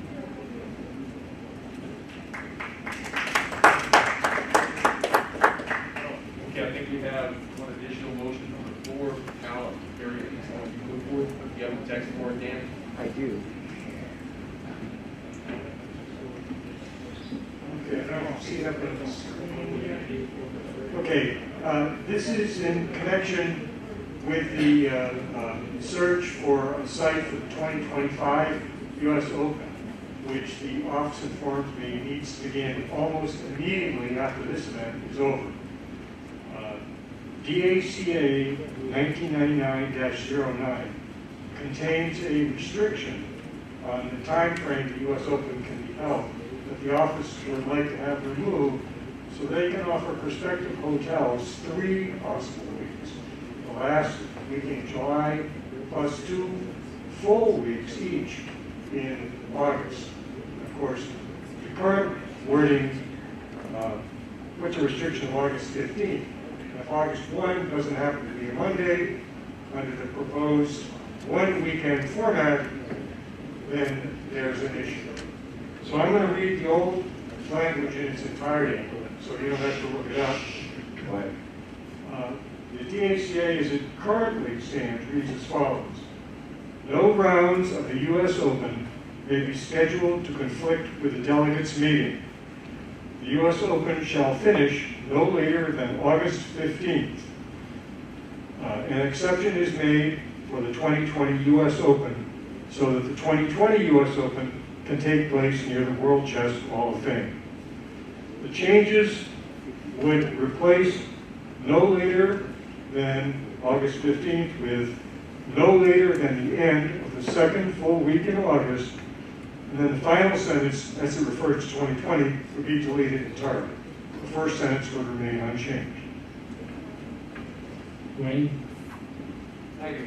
Dwayne Bauer, Southern California.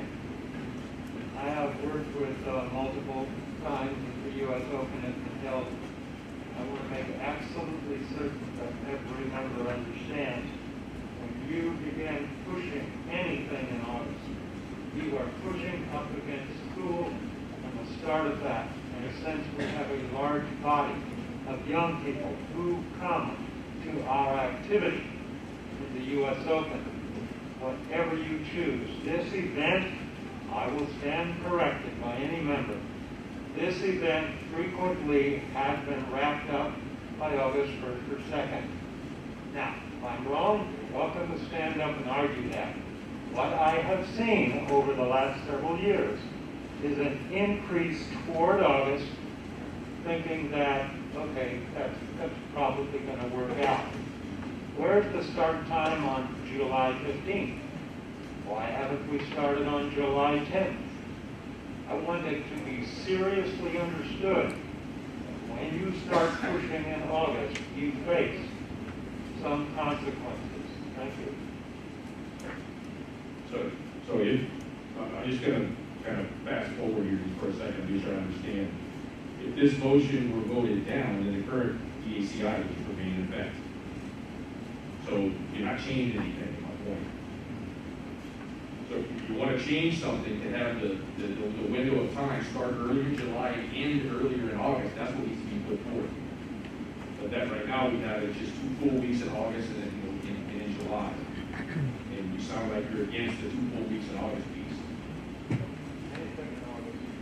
Any? Okay. Point of information. Go ahead. When it says end of the second full week of August, the end of the week is on Saturday. So is that intention for it to end on Saturday? No, or for it to end on Sunday? Because this language would call for it to end on Saturday. Sunday is the first day of the week. So the intent is to have it end on Sunday. And that language needs to be different. Lawrence Cohen, Illinois, I'd like to make a friendly amendment. Basically go back to the previous wording, which mentioned St. Louis in 2020, and just alter that part of it for 2022, because that's what's at issue here, is a timing issue with being able to arrange things for 2022. We change it in general, then if we change it to the wording there, that would apply to all years. That's what we want. That's what you want, I think. Yeah. No, well, that's why I'm asking for, if you'll accept a friendly amendment, just to have it for 2022 only. If that seems like a more confirmation. It's not a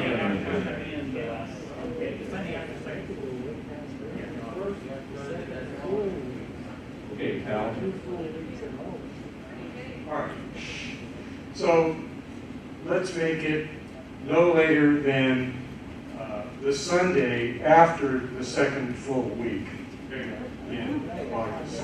And Dan, come back to that language. Well, can anyone suggest wording? I mean, you all know what the intent is. You want a Monday through a Sunday, 2 of those in August. Now, no later than the third Sunday of August. That would be the way. That would be the way. That would be August 21st and August 15th, like this year. No, if the first Sunday was the 6th, and we wanted to have 2 full weeks of August, it would have to be the third Sunday. That's the latest. It would be August 21st.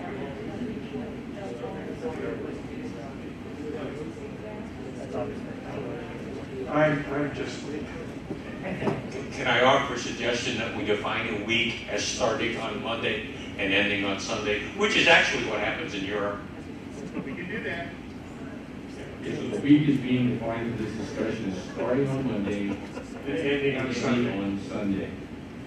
So those 2 weeks.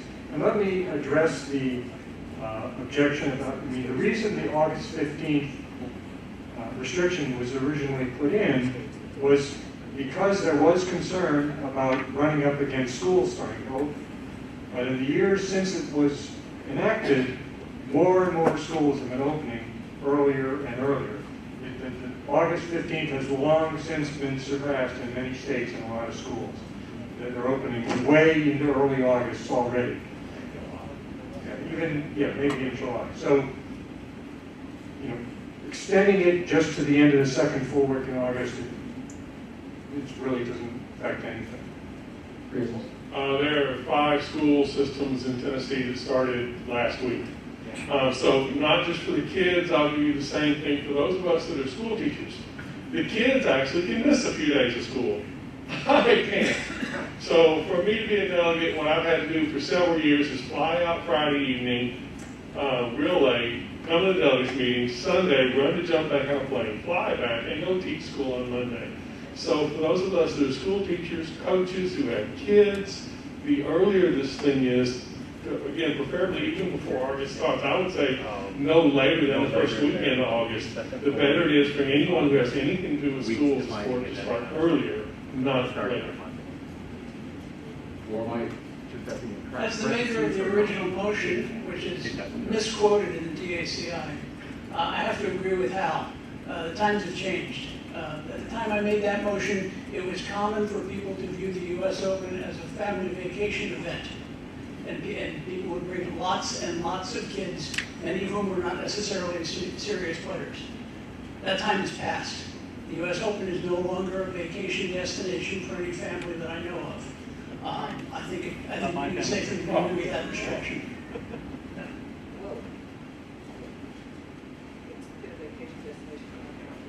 So are you saying get rid of the DACI? Is that what you're saying? Please don't ask me what I want to do with DACI. We wouldn't put it there. Mike? So if you've got a computer up, bring up your calendar and do a little arithmetic here on the way to figure this out. There are 7 possibilities because the 1st of August can be on any one of the 7 days of the week. So you have to look at each case because it's some time in the next 10 to 15 years, the 1st of August will be on that date. So that's the way you figure this out. I haven't done the arithmetic, but if somebody's got a computer, you can probably figure that out fairly quickly. That's what you got to do to figure out what the wording needs to be here. If the 1st, I think, is on a Tuesday, the 8th, 7th, the 6th would be a Sunday, 13th and 20th, the second full week would end on the 20th of August. That's the worst case scenario. Point of information, Monday the 1st, if you want to start there, would be the 21st, which is the latest. If the 1st was on a Sunday? The 1st was on a Monday. 1st was on a Monday, then the 1st through the 7th would be the first full week, and the second full week would be the end on the 14th. The worst case scenario. Find the week start on the Monday. Yeah, the worst case scenario is if the 1st is on a Tuesday. The first 6 days on the full week of August. Randy Bauer, Iowa. I think we have to keep in mind too, as we're talking about scheduling and talking about moving things, even maybe into July or early August, is that U.S. Open is intertwined with all of our governance activities. So this year, for example, our fiscal year ends at the end of May, and to get the financials, an audited financial report for this meeting is a big lift. And we just now have it right now. If you start moving these dates forward, it affects that, it affects the elections and all the activities around that. So I think we have to kind of balance and understand the concerns of the scholastic community, but there are also concerns about our governance processes as well. Chris Kim from Maryland. All the points have been said. I think I would ask to make a motion, Terry, to clarify what is the actual last date he actually wants, because if it's the 15th, this year the week begins on the 1st is on a Sunday, the 15th would fit the second sentence, which is 2 full weeks plus a Sunday after. And as was pointed out, if you begin, though, Mike even mentioned that if you mentioned the Tuesday as being the first, then the second full week would end on August 18th. So what is actually what is the actual end date you want to present for? So the idea is to have 3 weeks, or each starting on Monday, available. Now, if it happens that August 1st falls on a Tuesday or a Wednesday, then that doesn't mean, well, then you have to wait until the end of that week to start one. Because you take whatever Monday is available. That is, if the 1st is a Tuesday, then you go back to that. And that's when that Monday is when you start. So starting whatever it is, the beginning of the 3-week period back in July, you have 3 successive 7-day periods. What's that date? What's the date? Pardon? What is the actual date then? No, it's August 15th, August 18th, what is it? Well, I don't foresee, I mean, I don't have a calendar in front of me, and I'm not great at math anyway. I don't foresee any situation, I mean, the 15th was so I'm not unlikely to would go more than an extra day or two beyond that. Well, did you just say the second Sunday in August? I don't know. What I'm saying is, the office already has the authority to go as early as they want. The only question is, at the moment, they're kind of restricted by this 15th in some circumstances in going the second week into August. Except when they simply ignore it. Yeah, you're right. In the back, against the mic. Thank you.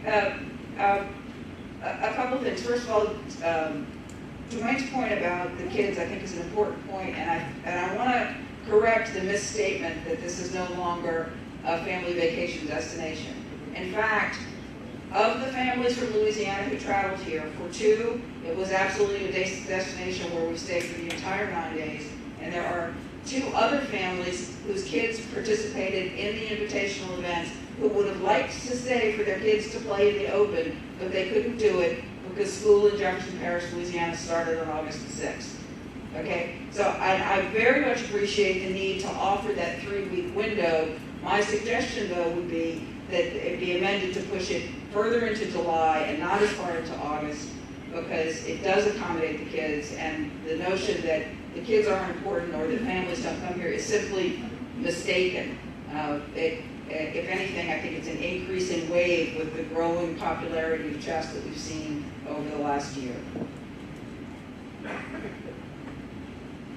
Ernest Schlick, Virginia. I have a couple of points. First, I basically support the idea of this motion to allow our school children to attend the U.S. Open. As to the exact wording of the current motion, I don't see a lot of consent or even surety about how this is going to affect. And the final thing, and I think maybe the thing that we should consider the strongest right now, let's see, I don't know how far the U.S. Open is actually signed contract out, and there may be other contracts that we're in the middle of negotiating right now. So this is not a time-sensitive matter. I would recommend that the board and the Scholastic Council study this for the next year and come out with an idea. Thank you. Are you moving to refer to the executive board and Scholastic Council? Just the executive board. I'm sure they will include the Scholastic Council. Hey, how are you accepting? Are you to vote? I guess I'm against referring.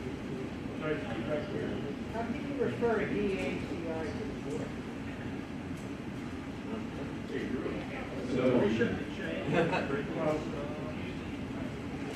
Okay, Danny? I'd like to move to table this motion so we get a better idea of what dates exactly to put later into the DACI till later in this meeting outside of this right now. We're discussing this This is the last thing you need. David?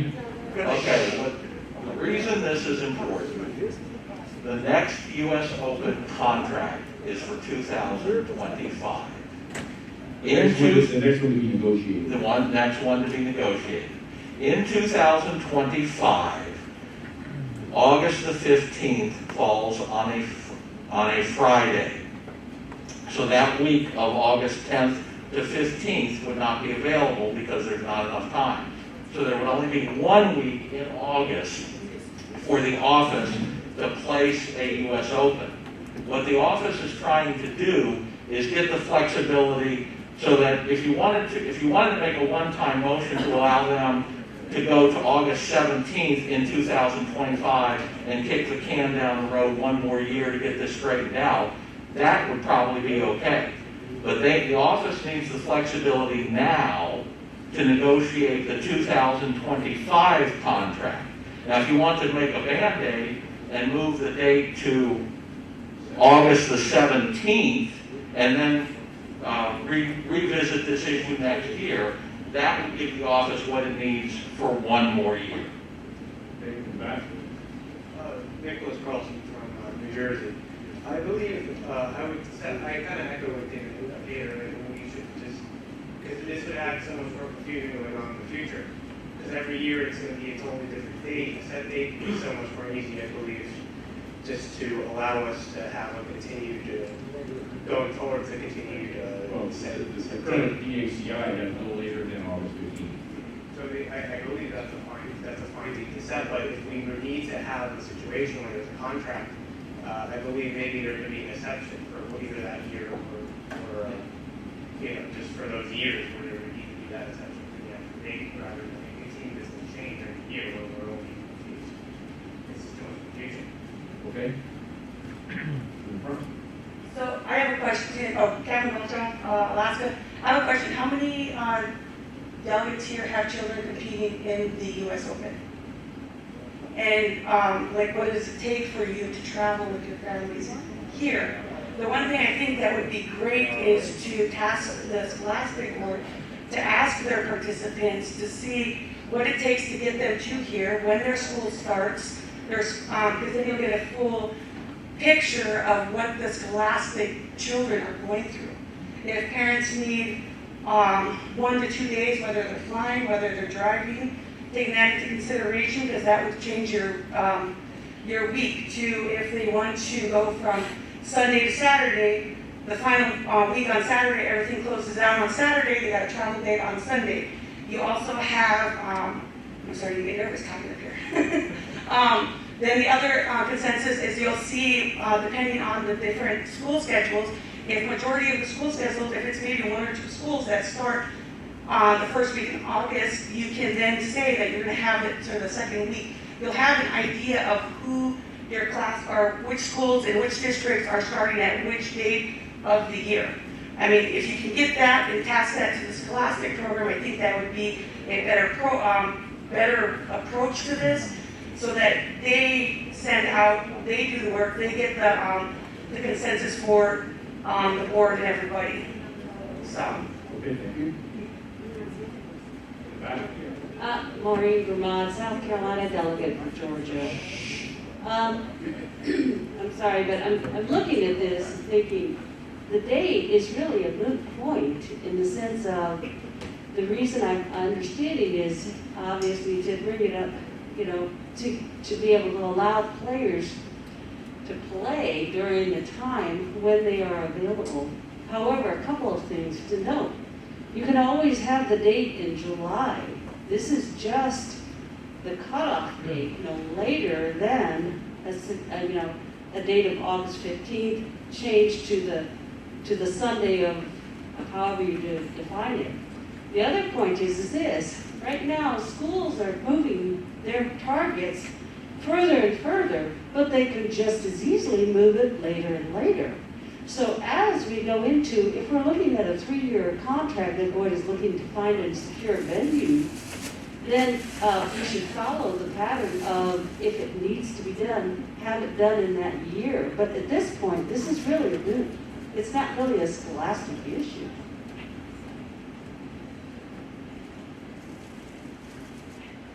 Parliamentarian? Actually, I'm speaking to the delegate, parliamentarian. I'm sympathetic with what Dwayne said with regards to the change in school calendars.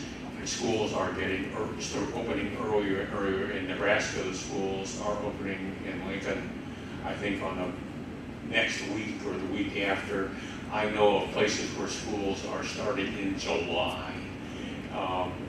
But irregardless of that, it was pointed out that 2025 has a problem. 2026 has essentially the same problem because The second full week ends on Saturday the 15th, so we would have the same problem again that year. I think the language is up there clarifies the situation. Under the language that's up there, the week that ends on August 16th would classify as the second full week, and so I think it solves the office's technical issue with regards to knowing when they can try to approach hotels and give them a little flexibility. I've been around long enough that I remember when the U.S. Chess fiscal year ended on June 30th, and yet it was possible for them to have audited financials the first week in August. Now, you have to move heaven and earth to do that, and of course accounting firms charge for that, but it is still possible. Alan? I'm on the border of Indiana and Kentucky. Most schools in Indiana start in July.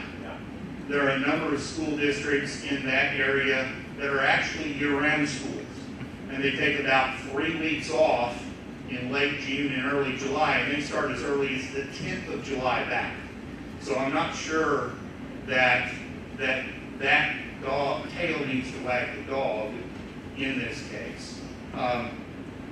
With being extremely sympathetic to the fact that there are those invitational events are children's events largely, all except for one.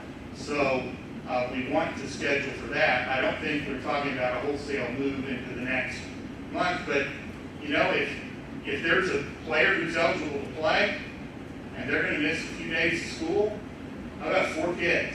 Have we missed schools to take kids to chess tournaments before? Yeah, sure have. What? I'm not sure which mic I'm supposed to be at. No, I'll leave that to Graham. No, I think the point here is to recognize that the invitationals have become a much more important part of U.S. chess.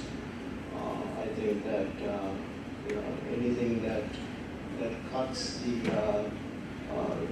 possibility for children to participate in the invitationals is a step backwards. We already have the capability of moving into July. I mean, I sympathize with the board that you cannot get all your financials ready in time, but I think that pushing it back into August, too far into August, will seriously affect the ability of the children to participate. And so I will have to say that I'm not in favor of pushing this back into August. Wayne? Wayne Barber, Southern California. I believe Chair will have to correct me. I believe we're in the position of referral. Definite referral involves the Scholastic Council, the Executive Board. Is that correct? There's not been a motion made to refer yet. Okay, I wanted to remind the board that they wish to add. We can't hear you, Wayne. Okay, I want to remind the board that they certainly probably wish to add the National Invitational Committee as one that will be reviewing things as we move forward. If we were talking about one group of kids, a group of high school kids like the Denker was 37 years ago, it probably might be a little different. We're not. And we're going to expand that. We're going to go to 200. We're going to go to 250. And that's going to happen coming up in these next several years. So please keep that in mind. I know I come here and speak for all the educators whom I was for many years, but it still has to be kept in mind.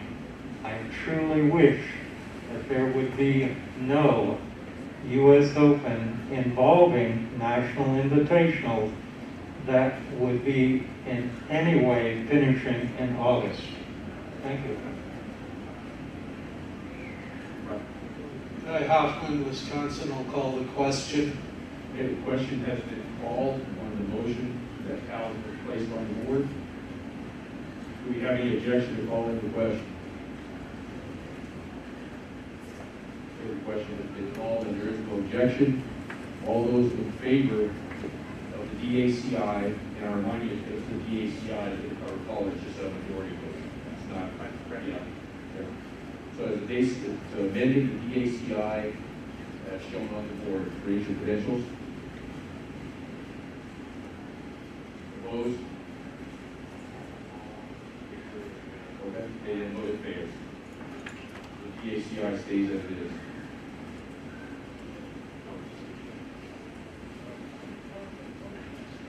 Are there any other motions on the floor? Just emailed one to them.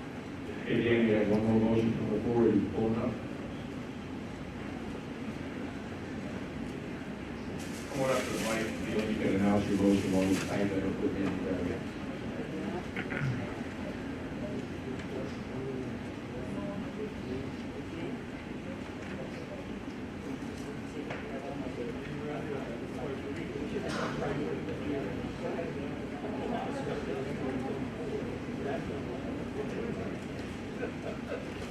Point of information.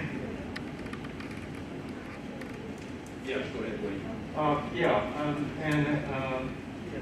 The delegate motion 16, when the wording was prepared, I believe we needed to eliminate the plural nature of state scholastic coordinators. There are no states that should designate 2 or more state scholastic coordinators. That's not what our structure is. There is one state scholastic coordinator. So the parentheses S about multiple state scholastic coordinators the parentheses S should be deleted. There's not a North California, Southern California coordinator? I'm not talking about a state affiliate has one state scholastic coordinator. That's all that's been authorized, that's all that's listed on the USPS website. I think there is one state. This is out of order. This is out of order. Yeah, it's not, but I think there's one state that has 2 listed that's on the yes. Okay, we'll come on I up think here. there is one that has 2.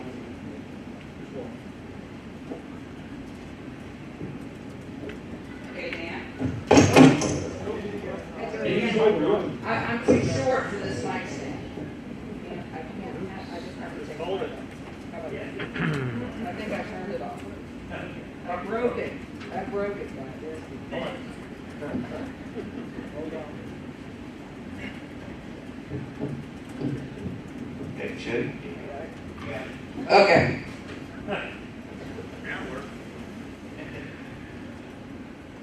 Okay.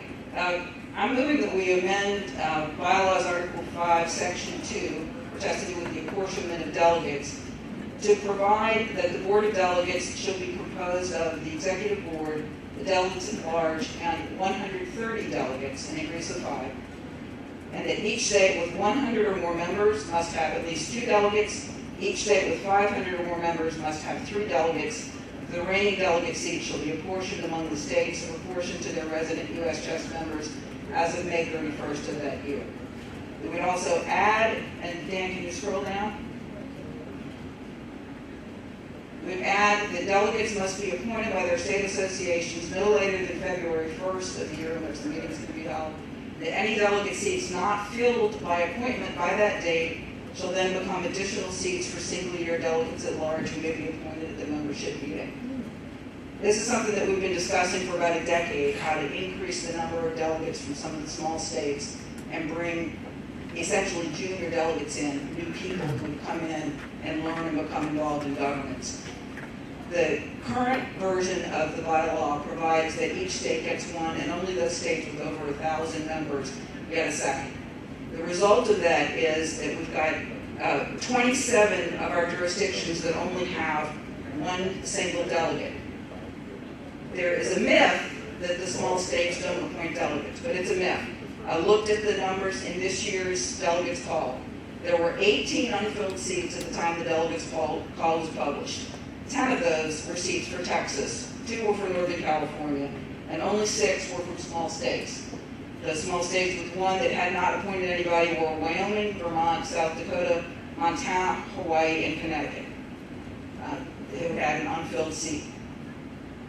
By doing this, will provide more fairness and more opportunity. If you look at the membership numbers in the states, and I've gone through and looked at them all, the membership numbers in the states, let me find the right note here. There are 7 states who have 100 or fewer members. And just looking at the currently active members, the state of Wyoming right now has 30, which means it's on the verge of losing the right to have any delegate at all. However, that's not really the state of Chess and Wyoming. Wyoming had a senior rep here this year who was very enthusiastic and had been asked by people in his state to get more people involved. There's actually a school in Cheyenne, Wyoming that has chess in its curriculum. So it's a matter of getting those people signed up for memberships. We don't really need anybody to lose their delegate. There are 7 states who have 100 or fewer members. Between 100 and 300 members are Arkansas, DC, Hawaii, Idaho, Kansas, Maine, Mississippi, Nebraska, New Hampshire, New Mexico, Oklahoma, Rhode Island, and West Virginia. And between 300 and 500 members are Alabama, Colorado, Iowa, Kentucky, Louisiana, Nevada, Oregon, South Carolina, Utah, and Wisconsin. Between 500 and 1,000 members are Arizona, Connecticut, and by the way, Georgia has fallen to exactly 1,000, so Georgia's about to lose a delegate, I think, and not be in that pool that gets the extra delegate. Indiana, Maryland, Michigan, Minnesota, Missouri, Tennessee, and Washington. And then the states with more than 1,000 members are Northern California, Southern California, Florida, New York, New Jersey, North Carolina, Ohio, Pennsylvania, Virginia, and Illinois. So you've got just this small group of states right now that get more than one delegate. By reapportioning, we'll get more new blood in. We don't have to increase the delegate body substantially. We increase it just to 130.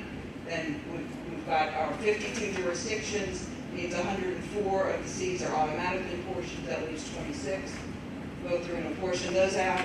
And because we know that some of those seats aren't going to be appointed, we have them then, if they're not appointed by February 1st, they come back to delegate at large seats that can be appointed for a single year at the membership meeting. And that allows the states that are going to give up a delegate in this reapportionment process, if they have that delegation, to bring them and have them appointed if the seats are empty.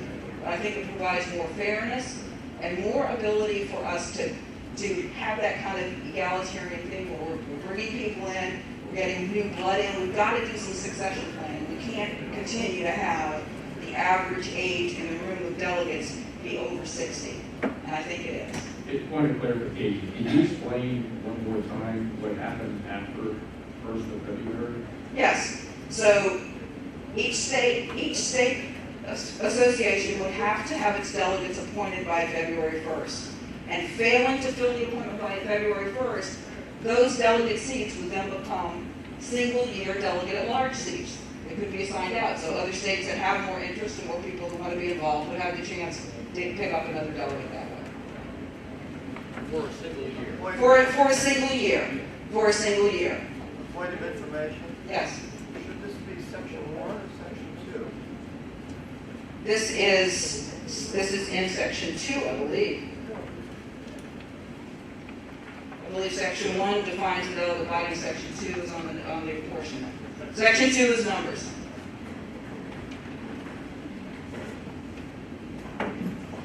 The way it reads presently is that the board is comprised of the executive board, the delegates at large, and 125 delegates. So this changes that to 130, and then it changes the apportionment so that you have those who have over 100 members get 2 delegates, and so forth. It was Messenger. Could you scroll that up so we can see the first part of the motion?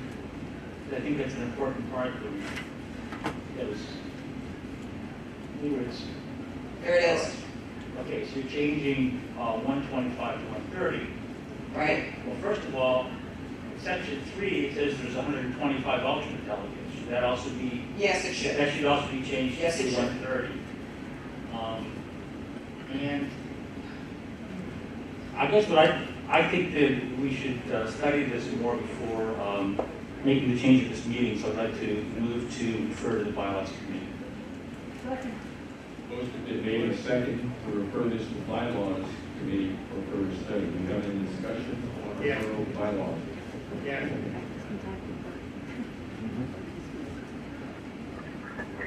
I speak in favor of referral because anytime you start making bylaws amendments that you're trying to craft while you're standing up in the middle of the delegates meeting, you're going to screw stuff up. So this is a radical change. It may be appropriate, but that needs to be, the time needs to be spent to craft it correctly. This is not even written as bylaws language. It misses things. I'm not addressing the concept at all. I'm just saying it's got to have a lot more thought and a lot more correction to it before this is something that this body can consider. So I strongly support referring it to bylaws, which is the appropriate place for it. Come to the mic. Other people have done point of information from the chair. Yeah, your voice here.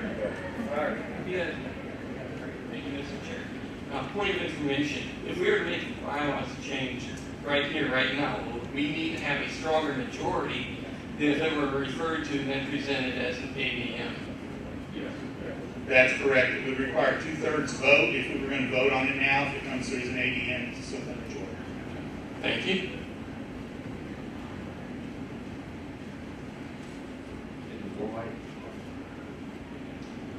I guess again. While favoring referral, I would like to point out that under Section 9, additional delegates, the people who can be elected at the membership meeting have to have been served as delegates in at least one of the last 5 years, and therefore it does not accomplish the purpose for which it was written, and that's why it needs further study. Any other discussion? Eric Beal from Iowa. Over the past years, I've been gotten more and more involved and brought other folks to the U.S. Open as delegates, trying to get them more involved. I think this motion does do that to that effect, but I also support that it is referred to the bylaws committee for further study.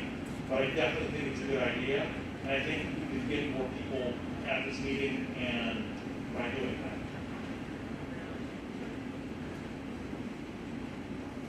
Anyone against referral? Leila, you speaking against referral? Yes, I want to correct the idea that it doesn't accomplish the purpose for which the flow back to the delegate at large appointments exists. It does, actually, because the concern that's been raised, and this has been discussed at length for many years, including in bylaws, both before the meeting this year and at the workshop. It does accomplish that because the concern was, what about the states that have to give up a delegate and have people who have served for delegates for years and don't want to give up a delegate? Precisely that, it allows them to be appointed at the membership meeting, and those would be people who have served in the past, very likely filling those spots. I'm speaking for the referral just so we can get there, but I just want for more information. I've been saying this in delegates meetings for years about getting younger delegates in here. So one of the things about this is that it will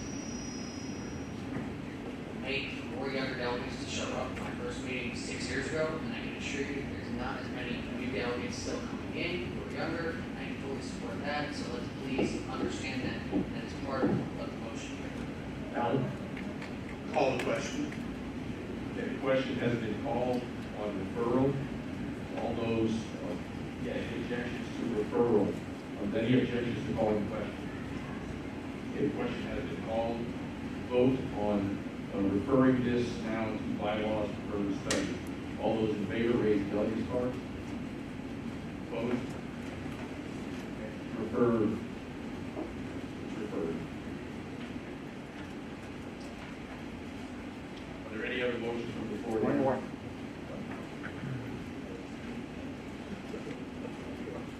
Y'all write some more. Still got time. We got all day tomorrow. Sunday's not a day of work. Okay, Lawrence Cohen here. I know it's sort of an unwritten policy or unwritten rule that if somebody withdraws before the first round is paired, that you're supposed to give them a refund on the entry fee. However, that's sort of an unwritten rule. I think we should have it as a written rule to make sure that this does happen, that there's never an issue come up as far as a player being unhappy that, you know, they paid for something they didn't receive. I know the one potential issue currently going on with an organizer that may occur with that. I know that I believe it was the first of the two Wisconsin U.S. Opens. Actually, I interviewed my brother and we couldn't make it. We sent off at noon. I sent off at noon, letting them know we wouldn't be there. We were not paired. I never got a refund for that, $290. But on the other hand, when I did the 2014 U.S. Amateur in Idaho, I never paid the $250 to the USCF. As far as I'm concerned, $40 is a wash. I don't care about that. I do care that this does not come up as an issue to make any players unhappy with USCF or with hopefully any organizer or TD. Having said all that, I realize the proper thing to do with this is to refer it to states and affiliates committee. I have a point of information. Are you proposing a change to the rule book? Or are you proposing a change to just this tournament? No. Or what? That's not, as far as I know, is that in the rule book that they have to give back an entry? I don't know what you're proposing to change to. Or trying to do. Trying to create policy. I'm trying to create a policy applicable to whom? To organizers of U.S. To affiliates and organizers of chess tournaments.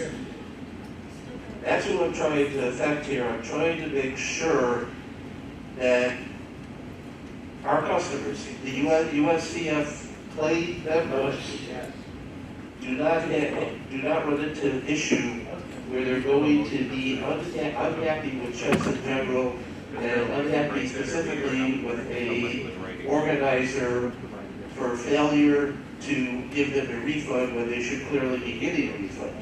On the other hand, there also is, of course, the issue of, well, what is timely notification? You know, how far in advance of the first round pairings should somebody have to notify the organizer / TD or TD that they can't play in the event, so that the pairing, you know, there's no, you know, forfeit pairing going on.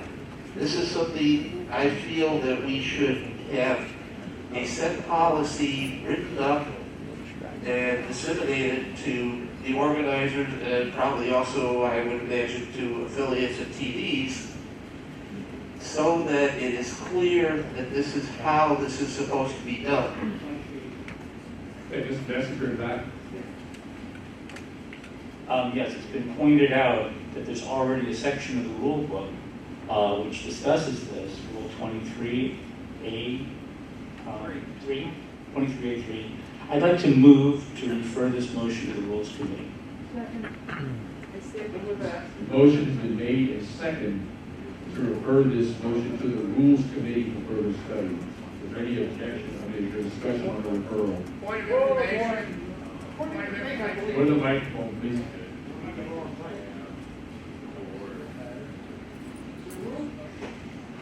The rule book already. This is moot because the rule book already says that unless otherwise stated in all advance publicity, advance entry fees are refundable to players who give notice of withdrawal before the close of registration for round one. So I don't think this needs to be referred because they would just quote this rule. Point of information, Mr. President. Was the maker of the notion aware that this is already in the rule book? No, the maker was not aware that this was already in the rule book. However, I would point out that the way it's phrased in the rule book is under registration. And if you say you have a, you know, there are quite a number of tournaments where it's not unusual to have like only 15 minutes to 30-minute cutoff time for the end of registration, but you may be getting a whole bunch of outdoor registrations, which would preclude you from maybe getting the communication that a player can't play. That's why I'm saying that you need to have a better definition, as far as the notification as far as the organizer and TD may be concerned. So it's not just the player, it's also the organizer and TD. You have two sides to the coin here. And the question, I think, really has to be reevaluated as to maybe the wording as it is currently listed. Bob? Well, I just wanted to say that even though it is in the rules book, Larry does have the concerns. So I think he should bring those concerns to the rules committee. And I think referring this to rules would accomplish that. So I'm not sure it's completely moot, but so I'm still in favor of referring to rules. Okay. Andy? Andrew Ray, Virginia. I call question. Okay, question has been called.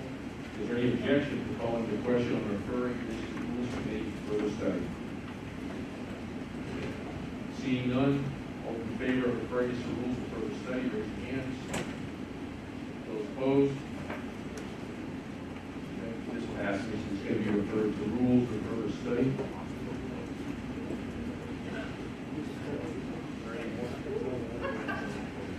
Okay, there are no more motions.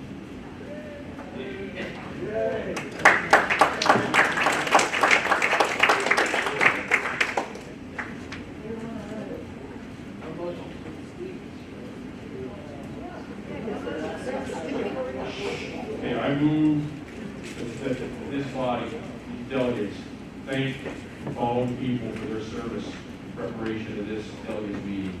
Mike Nolan for service as our parliamentarian.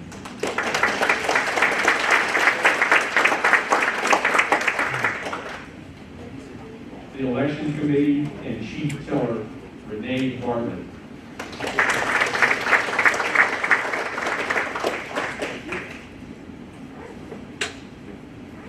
The delegates, the U.S. Open team, the tournament directors, and chess control for the U.S. Open and for the invitationals.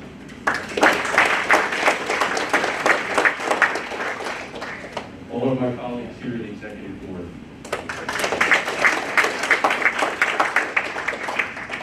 And to the committee chairs and members of the U.S. chess staff, one final thank you.